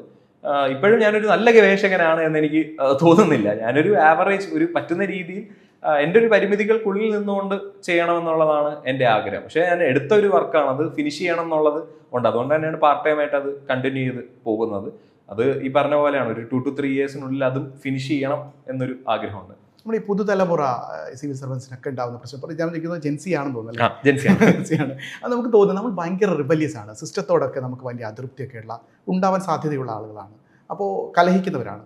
അപ്പോൾ ഈ ബ്യൂറോക്രസിയും പൊളിറ്റീഷ്യൻസ് നമ്മൾ എപ്പോഴും ഉണ്ടാകുന്ന ഒരു സംഘർഷം സിവിൽ സർവീസിൽ പൊതുവേ വളരെ കോമൺ ആയ ഒരു സാധനമായിട്ട് ചൂണ്ടിക്കാണിക്കപ്പെടാറുണ്ട്. പലപ്പോഴും പല പോളിസികളിൽ പോലും നമ്മൾ ചിലപ്പോൾ പൊളിറ്റീഷ്യൻസുമായിട്ട് വിയോജിക്കേണ്ടി വരും. അത് നമ്മൾക്ക് അവരുടെ അപ്രീതിക്ക് കാരണമാക്കും. അങ്ങനെ ഉണ്ടാകുന്ന ഒരു സംഘർഷം പൊതുവെ എല്ലാ സ്ഥലത്തും അങ്ങനെ തോന്നാറുണ്ടോ? ബുദ്ധിമുട്ടാണ് ഈ പണി എന്നുള്ളത്? സാർ, ഞാനത് എപ്പോഴും ആലോചിക്കുന്നത് എന്താണ് ഫണ്ടമെന്റലി നമ്മുടെ വർക്ക് എന്ന് ചോദിച്ചു കഴിഞ്ഞാൽ, പൊളിറ്റിക്കൽ എക്സിക്യൂട്ടീവ് തീരുമാനിക്കുന്ന കാര്യങ്ങളുടെ ഇംപ്ലിമെന്റേഷനാണ് ബ്യൂറോക്രാറ്റിക് എക്സിക്യൂട്ടീവിന്റെ ജോലി. പൊളിറ്റിക്കൽ എക്സിക്യൂട്ടീവ് തീരുമാനിച്ചു കഴിഞ്ഞാൽ അത് നമ്മൾ ഇംപ്ലിമെന്റ് ചെയ്യേണ്ടി വരും. പക്ഷേ ആ ഇംപ്ലിമെന്റേഷനിൽ അക്കൗണ്ടബിലിറ്റി പ്രശ്നങ്ങൾ, ട്രാൻസ്പെറൻസി പ്രശ്നങ്ങൾ, അല്ലെങ്കിൽ ഇന്ത്യൻ ഭരണഘടനയുടെ ആശയത്തോട് വിയോജിക്കുന്ന എന്തെങ്കിലും ഉണ്ടെങ്കിൽ നമുക്കത് ചൂണ്ടിക്കാണിക്കാം. അതിന് വളരെ ലീഗലായ വഴികൾ, ഞാനിപ്പോൾ സെക്രട്ടേറിയറ്റിൽ ഏറ്റവും ബേസിക് റങ് ഓഫ് ബ്യൂറോക്രസി നിൽക്കുന്ന ഒരാളാണ്. അപ്പൊ ആ ഫയൽ പോകുന്ന വഴിയിലും വരുന്ന വഴിയിലും എങ്ങനെയാണ് ഒരു നിയമ സാധുത നമ്മൾ എഴുതി വെക്കുന്നത് എന്നുള്ളതൊക്കെ നമുക്ക് കുറെ കൂടെയൊക്കെ വിസിബിൾ ആണ്. അപ്പൊ നമ്മൾ നോക്കുമ്പോൾ എങ്ങനെയാണ് ഒരു മിനിസ്റ്റേഴ്സിന്റെ മീറ്റിങ്ങിന്, സെക്രട്ടറിയുടെ മീറ്റിങ്ങിനൊക്കെ ഇരിക്കുമ്പോൾ എങ്ങനെയാണ് ഒരു ട്രാൻസാക്ഷൻ നടക്കുന്നത് എന്ന് ഞാൻ നേരിട്ട് ഒരുപാട് തവണ കണ്ടിട്ടുണ്ട്. അപ്പൊ ഞാൻ ഈ സിനിമയിൽ കാണുന്നത് പോലെ മാസ് ഡയലോഗ് അടിക്കുന്നതോ അല്ലെങ്കിൽ തർക്കിക്കുന്നതായ സീനുകളൊന്നുമില്ല. അപ്പോൾ ചിലയിടങ്ങൾ അപൂർവം, ചിലയിടങ്ങളിൽ അതുണ്ടാവും. പക്ഷെ അത് നമ്മൾ ഭയങ്കരമായിട്ട് അതിങ്ങനെ നിരന്തരം വാർത്തയിൽ വരുന്നതുകൊണ്ട് അങ്ങനെ ഒരു ഇതുണ്ടാവുന്നതാണെന്നാണ് എനിക്ക് തോന്നിയിട്ടുള്ളത്. ഒന്ന്, ഈ പറഞ്ഞ പോലെ സെക്രട്ടറി ഒരു കാര്യം പറഞ്ഞ മിനിസ്റ്റർ അത് സെൻസിബിൾ ആണ് എന്നുണ്ടെങ്കിൽ പുള്ളി അത് അതേപോലെ തന്നെ ഇതെടുക്കാറുണ്ട്. ഈവൻ ഇഫ് ചില ചേഞ്ചസ് ഉണ്ടെങ്കിൽ വിത്തിൻ ലോയിൽ തന്നെ അത് പല രീതിയിൽ ഡിസ്കസ് ചെയ്യുന്ന പോകുന്നതാണ് നമ്മൾ മിക്ക ഡിസ്കഷൻസിലും മീറ്റിംഗ്സിലും ഒക്കെ കാണാറുള്ളത്. പിന്നെ രണ്ടാമത്തെ കാര്യം, റെബല്യസ് ആവുക എന്ന് പറഞ്ഞു കഴിഞ്ഞാൽ ഞാൻ എപ്പോഴും വിചാരിക്കുന്നത്, ഞാൻ നേരത്തെ പറഞ്ഞു സാർ, ഒരാൾക്ക് ഒറ്റയ്ക്ക് ഒരിക്കലും പടവെട്ടി ഒരുപാട് കാര്യങ്ങൾ ചെയ്യാൻ പറ്റുമെന്ന് വിചാരിക്കുന്ന ഒരാളല്ല ഞാൻ. ഒരു കൂട്ടായ്മയാണ് എപ്പോഴും ചരിത്രം സൃഷ്ടിക്കുന്നത്, ഒരു കളക്റ്റീവാണ് എപ്പോഴും നമുക്ക് ചേഞ്ച്. അപ്പം നമ്മൾക്കൊരു ചേഞ്ച് കൊണ്ടുവരും. നമ്മളൊരു റിബൽ ആണെങ്കിൽ നമ്മൾ ഒറ്റയ്ക്ക് നിന്ന് പോരാടുന്നതിനേക്കാൾ നമുക്ക് ചുറ്റുമുള്ള സിസ്റ്റത്തെ കൂടെ ചേഞ്ച് ആക്കാൻ അതാണ് പാട്. നമുക്ക് ഒറ്റയ്ക്ക് നിന്ന് ഇത് ചെയ്യാൻ ഭയങ്കര എളുപ്പമാണ്. പക്ഷെ കൂടെയുള്ള എല്ലാവരെയും ട്രാൻസ്ഫോം ചെയ്തുകൊണ്ട് ഒരു നല്ല കോഴ്സിലേക്ക് പോവുക എന്ന് പറയുമ്പോഴാണ് അത് കുറച്ചുകൂടെ പെർമനന്റ് ആവുകയും കുറച്ചുകൂടെ സിസ്റ്റമാറ്റിക് ആവുകയും ചെയ്യുന്നതാണ് തോന്നുന്നത്. അപ്പൊ അങ്ങനെ ഒരു ബ്യൂറോക്രാറ്റ് ആവണം എന്നാണ് എനിക്ക് എപ്പോഴും ആഗ്രഹം തോന്നിയിട്ടുള്ളത്. ചുറ്റുമുള്ള ആൾക്കാരെ ഇൻഫ്ലുവൻസ് ചെയ്യാൻ പറ്റണം. നമ്മൾ പറഞ്ഞു കഴിഞ്ഞാൽ അവരൊരു കാര്യം ചെയ്യണം. അങ്ങനെയാണ്, അല്ലാതെ നമ്മളെ ഭീഷണിപ്പെടുത്തി ചെയ്യിക്കുന്നതുകൊണ്ടോ വഴക്കുണ്ടാക്കുന്നത് കൊണ്ടോ അല്ല, മറിച്ച് എല്ലാ ആൾക്കാരെയും മനസ്സിലാക്കി അതാണ് ഒരു ലീഡർഷിപ്പ് ക്വാളിറ്റി എന്ന് എനിക്ക് പല പോയിന്റിലും തോന്നിയിട്ടുണ്ട്. നമ്മുടെ വലിയ ആഗ്രഹം എന്ന് പറയുന്നത് അത് തന്നെയായിരിക്കും അല്ലേ ഇനിയുള്ളത്? അതായത് ഞാൻ എല്ലാവരും പറയുന്നതാണ്, പരീക്ഷ പാസ്സായി എന്നുള്ളത് കൊണ്ട് ആരും ഇവിടെ എത്തുന്നില്ല. നമ്മളൊക്കെ ഒരു ബിഗിനിങ് സ്റ്റേജിൽ മാത്രം നിൽക്കുന്നതാണ്. ഇനിയാണ് നമ്മളൊക്കെ പ്രൂവ് ചെയ്യേണ്ടത്. എക്സാം എഴുതുക, ക്ലിയർ ചെയ്യുക, ഓക്കെ ഗുഡ്. അത് പല കാര്യങ്ങൾ കൊണ്ട് നമ്മളത് ക്ലിയർ ചെയ്ത് വരാം. പക്ഷെ നമ്മൾ ആ ഏറ്റെടുക്കുന്ന റോളിൽ എന്താകുന്നു എന്നുള്ള ഒരു കാര്യം, അല്ലെങ്കിൽ ആഫ്റ്റർ, ഞാൻ എപ്പോഴും ആലോചിക്കാറുണ്ട്, ഒരു റിട്ടയർ ആവുന്ന ദിവസം നമ്മളെക്കുറിച്ച് ആൾക്കാർക്ക് എന്തു പറയാനുണ്ട്, നമ്മളെക്കുറിച്ച് ജനങ്ങൾ എങ്ങനെ ഓർക്കുന്നുണ്ട്, അല്ലെങ്കിൽ തിരിഞ്ഞു നോക്കുമ്പോൾ നമുക്ക് എത്രമാത്രം സാറ്റിസ്ഫാക്ഷൻ ഉണ്ട് എന്നുള്ളതായിരിക്കണം നമ്മളിലെ ഒരു ഓഫീസറെ ഡിഫൈൻ ചെയ്യേണ്ടത്. അല്ലാതെ പരീക്ഷ കിട്ടി സെലിബ്രേറ്റ് ചെയ്യപ്പെടുന്ന എല്ലാം ചുരുങ്ങിയ കാലയളവിലേ ഉള്ളൂ. അടുത്ത വർഷം വേറൊരു റാങ്ക് 271 വരും, വേറൊരു റാങ്ക് 1 വരും, ഒരുപാട് ആൾക്കാർ വരും പോകും. എല്ലാ വർഷവും ഇങ്ങനെ ആളുകൾ വന്നു. പക്ഷെ അറ്റ് ദി എൻഡ് ഓഫ് അവർ കരിയർ ആൾക്കാർ നമ്മളെ ഓർക്കുന്നുണ്ടോ എന്നുള്ളതായിരിക്കണം നമ്മൾ മനസ്സിലെപ്പോഴും. കരിയർ മാത്രമല്ല, ഒരു മനുഷ്യൻ എന്നുള്ള നിലയിൽ ചുറ്റുമുള്ള ആൾക്കാർ നമ്മളെങ്ങനെ കാണുന്നു, അവർക്ക് നമ്മൾ എന്ത് കൊടുത്തിട്ടുണ്ട് എന്നുള്ളതായിരിക്കണം നമ്മളെ എന്താ പറയണ്ടേ, നമ്മളെ ആൾക്കാർ ഓർത്തിരിക്കേണ്ട ഒരു ഫാക്ടർ എന്നാണ് എനിക്ക് എപ്പോഴും തോന്നിയിട്ടുള്ളത്. നമ്മൾ കേരളത്തിൽ പരിശീലനം കിട്ടി, കേരളത്തിൽ ഈ പരീക്ഷയ്ക്ക് പോയി, കേരളത്തിൽ ഈ നേട്ടം കൊണ്ടുവന്ന ഒരാളാണ്. പൊതുവെ നമ്മുടെ ഇവിടെ ഈ സിവിൽ സർവീസസ് പരിശീലനം എന്നൊക്കെ പറഞ്ഞ ആളുകൾ രാജസ്ഥാനിലേക്ക് വണ്ടി വെച്ച് പിടിക്കും, അല്ലെങ്കിൽ നമ്മൾ ഡൽഹിക്ക് പോകും. അപ്പോൾ കേരളത്തിൽ ഇതിനുള്ള ഒരു സിസ്റ്റം ഉണ്ടോ, അതിനൊരു അറ്റ്മോസ്ഫിയർ ഉണ്ടോ? മറ്റൊന്ന്, നമ്മുടെ സാധാരണ IAS ആസ്പിരൻസിനൊക്കെ ഉണ്ടാകുന്നൊരു ആശങ്കയുണ്ട്, എങ്ങനെയാണ് ഒരു നല്ല പരീക്ഷാ സെൻറ്റർ കണ്ടുപിടിക്കുക, എനിക്ക് ഏത് തരത്തിലുള്ള പരിശീലനമാണ് സാധിക്കുക, എങ്ങനെയാണ് ഞാനത് പരിശീലിക്കേണ്ടത്? അങ്ങനെ ഒരു 2-3 ചോദ്യങ്ങൾ ഒന്നിച്ചാണ്, ചിലപ്പോൾ ഞാൻ ഒന്നിച്ചാണ് അത് ചോദിക്കുന്നത്. എനിക്ക് തോന്നുന്നത് sir, Trivandrum is one of the best cities in India to have civil service coaching. കാരണം എന്ന് പറഞ്ഞു കഴിഞ്ഞാൽ ഇപ്പോൾ എല്ലാവരും മുന്നേ ഡൽഹിയിലേക്ക് പോകുന്ന ഒരു വലിയ ട്രെൻഡ് നമുക്ക് കാണാമായിരുന്നു. ഇപ്പോൾ അത് ഭയങ്കര കുറവാണ്. അങ്ങനെ 2-3 കാര്യമാണ്. ഒന്ന്, ഡൽഹിയിലെ കോസ്റ്റ് ഓഫ് ലിവിങ് ഭയങ്കര കൂടുതലാണ്. 2, ഡൽഹിയിലെ അക്കാഡമീസിൻ്റെ ഫീസും ഭയങ്കര കൂടുതലാണ്. 3, ഡൽഹിയിലെ പൊല്യൂഷൻ. അപ്പോൾ ശരിക്കും പറഞ്ഞു കഴിഞ്ഞാൽ നമ്മൾക്ക് ഒരുപാട് കോസ്റ്റ്, ഹെൽത്ത് കോസ്റ്റും കൂടെ കൂട്ടുമ്പോൾ ഒരുപാട് കാര്യങ്ങൾ അവിടെ നമുക്ക് ഫാക്ടർ ചെയ്യുന്നുണ്ട്. പക്ഷേ ട്രിവാൻഡ്രത്തേക്ക് വരികയാണെങ്കിൽ ഡൽഹിയിൽ നമ്മൾ ഒരു 20,000 റെൻറ്റ് കൊടുക്കുന്ന വീടിന് കേരളത്തിൽ നമുക്കൊരു 5,000 to 10,000 കൊടുത്താൽ മതി. കോച്ചിങ് ഫീസ് അവിടെ 2 lakh above ആണ്, ഇവിടെ 1 lakh below ആണ് ടോട്ടൽ കോച്ചിങ് ഫീ വരുന്നത്. അപ്പോൾ അങ്ങനെ ഒരുപാട് അഡ്വാൻറ്റേജസ് ഇവിടെ ഉണ്ട്. നമ്മുടെ എക്കണോമിക്കലി നോക്കുകയാണെങ്കിൽ 2, വളരെ പീസ്ഫുള്ളായ ഒരു സിറ്റിയാണ്. ഡൽഹി പോലെ അത്ര ക്രൗഡഡോ റഷോ പൊല്യൂഷൻ പ്രോബ്ലംസോ ഒന്നും തിരുവനന്തപുരത്തില്ല. വളരെ ശാന്തവും സുന്ദരവും സമാധാനപരവുമായി തിരുവനന്തപുരത്ത് നമുക്കത് വർക്ക് ചെയ്യാവുന്നതായിട്ട് ഉണ്ട്. ഇനി അക്കാഡമീസിന്റെ കാര്യം പറയുകയാണെങ്കിൽ ട്രിവാൻഡ്രത്ത് ഒരുപാട് അക്കാഡമീസ് ഉണ്ട്. പക്ഷേ ഞാൻ എപ്പോഴും എല്ലാ ആൾക്കാരോടും പറയുന്നത്, നിങ്ങളുമായി റിഫ്ലക്ട് ചെയ്യുന്ന അക്കാഡമീസ് ചൂസ് ചെയ്യാം. കാരണം ഒരു അക്കാഡമി ചൂസ് ചെയ്യുന്നതിന് ഈ പറഞ്ഞ പോലെ അവർ എന്താ പറയണ്ട, അവിടുത്തെ ഇൻഫ്രാസ്ട്രക്ചർ ഭയങ്കര കാര്യങ്ങൾ എന്നുള്ളതിനേക്കാൾ നമ്മൾ അവിടെ ചെല്ലുമ്പോൾ അവിടെയുള്ള അധ്യാപകർ നമ്മളോടൊരു റെസ്പെക്ട് തരുന്നുണ്ടോ, നമ്മളോട് കാര്യങ്ങൾ പറഞ്ഞു തരാൻ അവർ റെഡിയാണോ, നമ്മൾ എപ്പോൾ നമുക്ക് ലൈക്ക് നമ്മൾ അവിടെ ഒരു കസ്റ്റമർ സെൻട്രിക് കൂടിയാണ്. നമ്മൾ അവരുടെ ഒരു കോഴ്സ് എടുത്തു കഴിഞ്ഞാൽ നമ്മൾ വിജയിക്കുന്ന കാലം വരെയും അവർ നമ്മളോടൊപ്പം ഉണ്ടാകുമോ, അവർ പാർഷ്യാലിറ്റി ഉള്ളവരാണോ, അതോ ചില ആൾക്കാരെ മാത്രം തിരഞ്ഞുപിടിക്കുക, അങ്ങനത്തെ ഒരുപാട് ഫാക്ടേഴ്സ് നോക്കിയിട്ടാണ് കോച്ചിങ് അക്കാഡമി തിരഞ്ഞെടുക്കേണ്ടത്. പിന്നെ 2, ഒരു പ്രോപ്പർ പ്ലാനിങ് വേണം. നല്ല രീതിയിൽ നമ്മൾ എന്ന് തുടങ്ങി എന്ന് തീരും എന്നുള്ള എക്സാമിനെ കുറിച്ചുള്ള ഒരു ധാരണ, നല്ല രീതിയിലുള്ള ടെസ്റ്റ് സീരീസ്, ഈ കാര്യങ്ങളൊക്കെയാണ് ഞാൻ എപ്പോഴും എല്ലാ ആൾക്കാരോടും ഒരു അക്കാഡമി ചൂസ് ചെയ്യുന്നതിന് മുന്നേ ഇത് ഞാൻ പറയാറുള്ളത്. ഇപ്പോൾ എന്നോട് ഒരുപാട് മെസ്സേജ് എനിക്ക് ഏത് അക്കാഡമി, ഞാനൊരു അക്കാഡമിയുടെ പേര് അങ്ങനെ യൂഷ്വലി പറയാറില്ല. ഞാൻ ഇന്ന അക്കാഡമീസ് പറഞ്ഞു ഞാൻ ഇവിടേക്ക് അസോസിയേറ്റ് ചെയ്തിട്ടുണ്ട്, ഇവിടെ എല്ലാവരും നിങ്ങൾക്ക് പോകാം. പോയതിന് ശേഷം നിങ്ങളോട് അവർ പെരുമാറുന്ന രീതി, നിങ്ങൾക്ക് അവർ പറഞ്ഞു തരുന്ന കാര്യങ്ങൾ, അവർ പറഞ്ഞ കാര്യങ്ങൾ നിങ്ങൾ കൺവിൻസ്ഡ് ആണെങ്കിൽ മാത്രം നിങ്ങൾ അവിടെ ജോയിൻ ചെയ്യുക എന്നുള്ളതാണ് ഞാൻ കോച്ചിങ് അക്കാഡമീസിനെ കുറിച്ച് ജനറലി പറയാറുള്ളത്. കാരണം അല്ലാതെ നമ്മൾ ഒരിടത്ത് പറഞ്ഞിട്ട് ചിലപ്പോൾ എനിക്ക് വർക്ക് ചെയ്ത അക്കാഡമിയോ മെൻറ്ററോ വേറൊരാൾക്ക് വർക്ക് ചെയ്യണം എന്നില്ല. അപ്പം അത് ഈ പറയുന്ന പോലെയാണ്, നമ്മളെല്ലാം ഒന്ന് ട്രൈ ചെയ്ത് ഒരു ട്രയൽ എടുത്തതിന് ശേഷം നമ്മളൊരു ഡിസിഷനിലേക്ക് എത്തുന്നതാണ് എപ്പോഴും നല്ലത്. നമുക്കിതൊരു എഫക്റ്റീവ് മെത്തേഡ് ഓഫ് ലേണിംഗ് എന്ന് പറയുന്ന ഒരു സംവിധാനമുണ്ടോ? അതായത് എല്ലാവർക്കും ഒരേപോലെയുള്ളൊരു മെത്തേഡാണോ ലേണിംഗ് ഈസി ആവുന്നത്, അതോ ഇതിന് വ്യത്യസ്തങ്ങളായ മെത്തേഡുകളുണ്ടോ? എങ്ങനെയാണ് ഈ പരിശീലന കാലഘട്ടത്തിൽ പൊതുവെ ആളുകൾക്ക് ഉണ്ടാവുന്ന, എനിക്ക് തോന്നുന്നു ആസ്പിരൻസിനൊക്കെ ഉണ്ടാവുന്ന വലിയൊരു സംശയമാണത്. അത് ഡെഫിനറ്റ്ലി ഡിഫറെൻറ്റ് മെത്തേഡ്സ് ഉണ്ട് പഠിക്കാൻ. ഒന്ന് പറഞ്ഞു കഴിഞ്ഞാൽ ഞാനിപ്പോൾ എഴുതി പഠിക്കുന്ന ഒരാളാണ്. ഞാനൊരു കാര്യം വായിക്കും, എന്നിട്ട് അത് എഴുതി നോക്കും. ക്ലാസ്സിലാണെങ്കിലും ഞാൻ എഴുതും. ആ നോട്ട് പിന്നെ റെഫർ ചെയ്യാനല്ല, എൻ്റെ ശ്രദ്ധ തെറ്റുന്നില്ല എന്ന് എനിക്ക് ഉറപ്പ് വരുത്താൻ വേണ്ടി എപ്പോഴും നോട്ട് ചെയ്തുകൊണ്ടിരിക്കുന്ന ഒരാളാണ് ഞാൻ. അപ്പം എഴുത്ത് എനിക്ക് ഭയങ്കര റീകോളിങ്ങിന് ഭയങ്കര ഹെൽപ്പ് ചെയ്യുന്ന ഒരു സാധനമാണ്. ചില ആൾക്കാർ ഉറക്ക വായിച്ച് പഠിക്കുന്ന ആൾക്കാരെ ഞാൻ കണ്ടിട്ടുണ്ട്. ഈവൻ സൈലന്റ് ആയുള്ള റീഡിംഗ് റൂമിൽ വരെ അവർക്ക് ഉറക്ക വായിച്ചാൽ മാത്രമേ പഠിക്കാൻ പറ്റുള്ളൂ. അങ്ങനെ പഠിക്കുന്ന ആൾക്കാരുണ്ട്. ചില വിഷ്വൽ മെമ്മറീസ് ഉള്ള ആൾക്കാരുണ്ട്. ഒരു ഫോട്ടോഗ്രാഫിക് മെമ്മറി, അത് കണ്ടു കഴിഞ്ഞാൽ അതേപോലെ അവർക്ക് എഴുതാൻ പറ്റും. ചിലർക്ക് ഫിഗേഴ്സ് വരച്ച് റീകോൾ ചെയ്ത് പഠിക്കുന്ന ആൾക്കാർ. അങ്ങനെ പല മെത്തഡോളജി ഉണ്ട്. പക്ഷെ ഇതെല്ലാം കൂടെ ചേർന്ന് ഒറ്റ പോയിന്റ് ആയിട്ട് പറയുകയാണെങ്കിൽ ഞാൻ കൺസിസ്റ്റൻസി എന്നേ പറയുള്ളൂ. ഇത് പഠിക്കുന്നതിന് പല രീതികളുണ്ട്. പക്ഷെ പഠിക്കുന്ന രീതി കൺസിസ്റ്റന്റ് ആയിട്ട് നിങ്ങൾ ചെയ്യുന്നുണ്ടെങ്കിൽ നമുക്കതിന് റിസൾട്ട് ഉണ്ടാകും എന്നുള്ളതാണ്. റിസൾട്ട് ഉണ്ടാവുന്നില്ലെങ്കിൽ നമ്മൾ ചെയ്തതിന് എവിടെയൊക്കെ എന്തൊക്കെയോ മിസ്റ്റേക്ക് ഉണ്ട് എന്നുള്ളതും നമ്മൾ മനസ്സിലാക്കണം. അതാണ് ആൾക്കാർക്ക്, എനിക്ക് പല പോയിന്റ് തോന്നിയിട്ടുണ്ട്. ഞാൻ എല്ലാ തവണയും ഞാനിങ്ങനെ നല്ല രീതിയിൽ പഠിച്ചില്ലേ, ഞാൻ എപ്പോഴും എൻ്റെ ശരത് സാർ എന്ന് പറഞ്ഞ മെൻറ്റർ ഉണ്ട്, സാറിനോട് ഞാൻ ചെല്ലും, സാർ ഞാൻ നല്ല രീതിയിൽ എഫേർട്ട് ഇട്ടില്ല, അപ്പം സാറിന് നിനക്ക് അവിടെ ഒരു മിസ്റ്റേക്ക് ഉണ്ടായിരുന്നു. അടുത്തവണയും ചെല്ലും, അടുത്തവണയും സാറ് പറയും ഇന്ന കാര്യത്തിലൊരു മിസ്റ്റേക്ക് ഉണ്ടായിരുന്നു. അത് അക്സെപ്റ്റ് ചെയ്യുക എന്നുള്ളതാണ് നമുക്ക് എപ്പോഴും ചെയ്യാൻ പറ്റുന്ന കാര്യം. ലൈക്ക് ബാക്കി ഒന്നും ഓക്കെ, ഈ തിങ്സ് എല്ലാം നമുക്ക് എതിരെ വരും, ചില ക്വസ്റ്റ്യൻസ് പാടായിരിക്കും. പക്ഷെ അൾട്ടിമേറ്റ്ലി നമ്മൾക്കും എവിടെയൊക്കെയോ മിസ്റ്റേക്സ് ഉണ്ട്. ആ മിസ്റ്റേക്സ് തിരുത്തി അടുത്ത അറ്റംപ്റ്റിൽ വീണ്ടും അടുത്ത അറ്റംപ്റ്റ് കൊടുക്കുന്നുണ്ടെങ്കിൽ ആ മിസ്റ്റേക്സ് തിരുത്താനുള്ള ഒരു മനസ്സ് നമ്മൾ ഡെഫിനറ്റ്ലി കാണിക്കണം എന്നാണ് എനിക്ക് തോന്നിയിട്ടുള്ളത്. ഒരു ചോദ്യം കൂടെ, എങ്ങനെയുണ്ട് സിവിൽ സർവീസ്, സിവിൽ സർവന്റ് ആയിട്ടുള്ള ഒരു ജീവിതം? സിവിൽ സർവന്റ് ആയിട്ടില്ല, ട്രെയിനിങ് കഴിഞ്ഞു കഴിയുമ്പോൾ ഉള്ളത് കുറെ കൂടെ ട്രാൻസ്ഫോംഡ് ആണെന്നാണ് എല്ലാവരും പറയുന്നത്. കുറച്ചുകൂടെ പോളിഷ്ഡ് ആയ ഒരു വ്യക്തിയായിട്ട് മാറും. പിന്നെ അതല്ലാതെ റാങ്ക് ലിസ്റ്റ് വന്നതിന് ശേഷം ഉള്ളത് കുഴപ്പമില്ല. ഈ പറയുന്ന പോലെ കുറെ ആൾക്കാരോട് സംസാരിക്കാൻ പറ്റുന്നുണ്ട്. കാരണം മുന്നേയൊക്കെ ഞാൻ ഈ 3 പ്രിലിംസ് ഫെയിൽ ആയിരിക്കുന്ന ആളാണ്, നമ്മൾ പറയുന്നതിനൊന്നും ആർക്കും ഒരു വിലയില്ല. ഇപ്പൊ പിന്നെ കുഴപ്പമില്ല. ഞാൻ കഴിഞ്ഞ വർഷം എന്നോട് ഒരാൾ എന്ത് ഡൗട്ട് ചോദിച്ചാൽ ഞാൻ എന്ത് പറയൂ അത് തന്നെയാണ് ഞാൻ ഇപ്പോഴും പറയുന്നത്. പക്ഷെ മുന്നേ പറയുന്നതിന് ഒരു വാലിഡിറ്റി ഇല്ലായിരുന്നില്ല. ഇപ്പൊ പറയുന്നതിന് ആളുകൾ കുറച്ചുകൂടെ വാലിഡ് ആയിട്ട് കാണുന്നുണ്ട്. പിന്നെ 2 സെക്രട്ടേറിയറ്റിൽ കയറിയതിനു ശേഷം തന്നെ ഒരുപാട് കാര്യങ്ങൾ ചേഞ്ച് ഉണ്ട്. കാരണം അവിടെ നമ്മളൊരു സിവിൽ സർവന്റ് തന്നെയാണ്, ഇത്രയും റെസ്പോൺസിബിൾ ആയിട്ടൊരു പൊസിഷൻ അല്ല എന്നെങ്കിൽ പോലും. കാരണം അവിടെ നമുക്ക് ചുമ്മാ ഒരു ഫയലിലൊന്നും എഴുതാൻ പറ്റില്ല. നമ്മൾ എഴുതുന്നതോ ചെയ്യുന്നതോ ആയ കാര്യങ്ങളിൽ നമ്മളൊരു സ്റ്റുഡന്റ് ആയിരിക്കുന്നതിനേക്കാൾ നല്ല വ്യത്യാസമുണ്ട്. ഒരു ഫയൽ എടുക്കാൻ നമ്മളൊരു കുറച്ച് ദിവസം ഡിലേ ആയാൽ പിന്നെ ഏതെങ്കിലും ഒരു കാലത്തായിരിക്കും അതിന്റെ മെമ്മോ നമുക്ക് വരിക. അപ്പോൾ കുറച്ചുകൂടെ കാര്യങ്ങളെ ഒന്ന് ജാഗ്രതയോടെ കാണണം എന്നുള്ളത് ഓൾറെഡി സെക്രട്ടേറിയറ്റ് തന്നെ പഠിപ്പിച്ചിട്ടുണ്ട്. കാരണം നമ്മൾ കാണും, നമ്മളെ ചെയ്യുന്നതിലെ പോലും പല സെക്ഷൻസിൽ ആൾക്കാർക്ക് മെമ്മോ വരുന്നത്, അല്ലെങ്കിൽ ഇതേപോലെ പെട്ടെന്ന് ഒരു ഫയൽ ചിലപ്പോൾ യൂഷ്വലി ചെയ്യുന്ന അതേ കാര്യമായിരിക്കും അവരവിടെ ചെയ്തിട്ടുണ്ട്. അവർ 2 ദിവസം ഒരു ഡിലേ വന്നിട്ടുണ്ടാവും ഈ പറയുന്ന പോലെ. പക്ഷെ ആ 2 ദിവസത്തെ ഡിലേ ചിലപ്പോൾ അവർക്ക് വലിയ ഭീകരമായ പേ ബാക്സ് ഉണ്ടായിട്ടുണ്ടാവും. അതുകൊണ്ട് അങ്ങനെ ഒരു ജാഗ്രത പുലർത്തേണ്ട ഒന്നാണ് ഗവൺമെന്റ് സർവീസ് എന്നുള്ളൊരു കാര്യം ഞാൻ ഇവിടെ നിന്ന് നല്ല രീതിയിൽ പഠിച്ചിട്ടുണ്ട് എന്നുള്ളതാണ് സത്യം. ഈ പലപ്പോഴും മുതിർന്ന IAS ഓഫീസേഴ്സ് ഒക്കെ പറയാറുണ്ട്, ഈ സിവിൽ സർവീസസ് അതിനുവേണ്ടി നിങ്ങൾ എന്തായാലും സാധാരണക്കാരാണെങ്കിൽ പോലും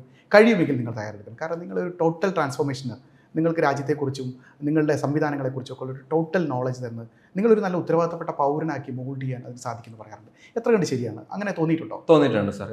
നമ്മൾ നേരത്തെ സാധാരണ പറയില്ലേ, വായന ഒരാളെ മാറ്റുന്നു എന്നുള്ളത് തന്നെയാണ് അതിൻ്റെ ഒരു അഡ്വാൻസ് ലെവലാണ്. കാരണം ഇവിടെ നമ്മൾ വായിക്കുന്നത് ഇന്ത്യൻ ഭരണഘടനയെക്കുറിച്ചാണ്, ഇന്ത്യയുടെ ചരിത്രത്തെക്കുറിച്ചാണ്, ഇന്ത്യൻ സമൂഹത്തെക്കുറിച്ചാണ്. അപ്പോൾ സോഷ്യൽ റിയാലിറ്റീസിനെ കുറിച്ച് കുറച്ചുകൂടെ നമ്മൾ അവെയറാകും. അല്ലെങ്കിൽ ഈ കോൺസ്റ്റിറ്റ്യൂഷൻ നൽകുന്ന അവകാശങ്ങളെ കുറിച്ച്, ജെൻഡർ ജസ്റ്റിസിനെ കുറിച്ച്, റിവേഴ്സ് ഡിസ്ക്രിമിനേഷൻസ് അല്ലെങ്കിൽ റിസർവേഷൻ എന്ന് പറയുന്നതിന്റെ ആവശ്യകതയെക്കുറിച്ചൊക്കെ നമ്മൾ ഒരുപാട് കാര്യങ്ങളെ കോൺസ്റ്റിറ്റ്യൂഷന്റെ ആംഗിളിൽ നിന്ന് കാണാനായിട്ട് പഠിക്കും. പക്ഷെ നമ്മൾ നല്ല ആത്മാർത്ഥമായി പഠിക്കുകയാണ് എന്നുണ്ടെങ്കിൽ, ആത്മാർത്ഥമായി വായിക്കുകയാണെന്നുണ്ടെങ്കിൽ കുറച്ചുകൂടെ മെച്ചപ്പെട്ട മനുഷ്യനാക്കി നമ്മളെ മാറ്റാൻ സിവിൽ സർവീസ് വായനകൾക്ക് സാധിക്കുമെന്നാണ് ഞാൻ നേരിട്ട് കണ്ടിട്ടുള്ളതും. ഒരുപാട് ആൾക്കാരുടെ ലൈഫിൽ നിന്ന് ഇത് കഴിഞ്ഞു വരുന്ന ആൾക്കാർ കുറച്ചുകൂടെ എന്താ പറയണ്ടേ, അവർ ചിന്തിക്കുന്ന രീതിയിൽ ഒരുപാട് ചേഞ്ചസ് വരുന്നതായിട്ട് കാണുന്നുണ്ട്. പക്ഷെ നമ്മൾ വായിക്കണം. ജസ്റ്റ് ഇതിന് വന്ന് ഞാൻ കോച്ചിങ്ങിന് ചേർന്നു ഞാൻ മാറിയില്ല എന്നുള്ളതല്ല, നമ്മളെ വായിക്കുന്ന കാര്യത്തെ ഒന്ന് ഉൾക്കൊള്ളാനും ഒന്ന് പ്രോസസ്സ് ചെയ്യാനും നമുക്ക് കഴിഞ്ഞു കഴിഞ്ഞാൽ ആ പറയുന്ന ട്രാൻസ്ഫോർമേഷൻ നമുക്ക് കാണാൻ പറ്റുമെന്നാണ് എനിക്ക് തോന്നുന്നത്. അപ്പം ഒരു ഫൈനൽ ചോദ്യം കൂടി, എന്താണ് ഇനിയുള്ള പദ്ധതി?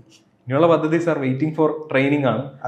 ഈ പറയുന്ന പോലെ മസൂറിലെ Lal Bahadur Shastri national academy of അഡ്മിനിസ്ട്രേഷനിലാണ് നമ്മുടെ ട്രെയിനിങ് വരിക. അപ്പോൾ അവിടെ പോകാൻ ഈഗർലി വെയിറ്റിംഗ് തന്നെയാണ്. കാരണം ഈ പറഞ്ഞ പോലെ മലയാളികൾ തന്നെ നമ്മളൊരു നിയർലി 40 to 50 ആൾക്കാരുണ്ട്. ഇപ്പോൾ നമ്മൾ ഓൾറെഡി കുറച്ച് കമ്പനിയും ഫ്രണ്ട്ഷിപ്പും ഒക്കെ ഇവിടെ ആയിട്ടുണ്ട്. അപ്പോൾ ലുക്കിംഗ് ഫോർവേഡ് ആണ്. അവിടെ നമ്മളെന്താ പുതിയൊരു സ്കൂളിൽ ജോയിൻ ചെയ്യുക, പുതിയ കോളേജിൽ ജോയിൻ ചെയ്യുമ്പോൾ നമുക്ക് ഉണ്ടാകുന്ന ഒരു എക്സൈറ്റ്മെന്റ് ഡെഫിനറ്റ്ലി ഉണ്ട്. അതേപോലെ തന്നെ ഇപ്പോൾ ഒരു ഗ്രൂപ്പ് ഒക്കെ സ്റ്റാർട്ട് ചെയ്തിട്ടുണ്ട്. ഈ റാങ്ക് ലിസ്റ്റിലുള്ള ആൾക്കാർ 900 ആൾക്കാരുണ്ട്. അപ്പോൾ എല്ലാവരും പരിചയപ്പെട്ട് വരാൻ തന്നെ ഒരു മാസം ഒരു ദിവസം 30 പേർക്ക് വെച്ചാണ് അവർ ഇൻട്രൊഡ്യൂസ് ചെയ്യാൻ കൊടുത്തേക്കുന്നത്. അപ്പോൾ എൻ്റെ എസ് ഒക്കെ വെച്ച് അവസാനമാണ് വരിക. അപ്പൊ അങ്ങനെ കുറെ ആൾക്കാരുമായിട്ട് പരിചയപ്പെടും, വിവിധ ഭാഷക്കാരുമായിട്ടുള്ളൊരു ഇന്ററാക്ഷൻ, കാര്യങ്ങൾ, ഒരു ഇന്ത്യയുടെ ഒരു പരിച്ഛേദമായിട്ടാണ് അവിടെ വരിക. അപ്പൊ അങ്ങനെ കുറെ പരിചയങ്ങൾ. പിന്നെ 2 ട്രെയിനിങ്, അത് ഫിസിക്കലി ആൻഡ് ഇമോഷണലി കുറച്ച് ഹെക്ടിക് ആണ് ട്രെയിനിങ് എന്ന് പറയുന്നത്. എക്സൈറ്റഡ് ആണോ പേടിച്ചിട്ടാണോ എന്നുള്ളത് നമുക്കറിയില്ല. ലൈക്ക് എന്താ നടക്കാൻ പോകുന്നതെന്നുള്ളത്. കാരണം സാറ് നേരത്തെ പറഞ്ഞ പോലെയാണ്, എങ്ങനെയായാലും കറങ്ങി തിരിഞ്ഞ് കേരളത്തിലായിരുന്നു എൻ്റെ പഠിത്തം മൊത്തം. ട്രിവാൻഡ്രത്തായിരുന്നു മോസ്റ്റ്ലി എൻ്റെ schooling, college, post graduation, research. കഷ്ടപ്പെട്ടൊരു ജോലി വാങ്ങിച്ചപ്പോൾ സെക്രട്ടേറിയറ്റിൽ പോസ്റ്റിംഗ്. അതുകൊണ്ട് ഈ പറയുന്ന 10 കിലോമീറ്റർ ചുറ്റളവിന് പുറത്തേക്ക് ഒരു ലോകം ഞാൻ പോയിട്ടുണ്ട്. പറഞ്ഞ ഒരുപാട് സ്ഥലത്ത് പോയിട്ടുണ്ടെങ്കിൽ പോലും ഇങ്ങനെ ഒരു പറിച്ചു നടൽ ആദ്യമായിട്ടാണ് വരുന്നത്. അപ്പോൾ അത് ഈ പറഞ്ഞ പോലെ എങ്ങനെയാണ് എന്നെ മാറ്റി തീർക്കുക എന്നുള്ളത് അറിയാൻ ഞാനും എൻ്റെ വീട്ടുകാരും വളരെയധികം ഉദ്വേഗത്തോടെ കാത്തിരിക്കുന്നുണ്ട്. അപ്പോൾ എല്ലാവിധ ആശംസകളും, എല്ലാം ഭംഗിയാവട്ടെ. എല്ലാവിധ ആശംസകളും. ഞങ്ങളൊക്കെ സമയം തെളിവെച്ച് നന്ദി. നമസ്കാരം.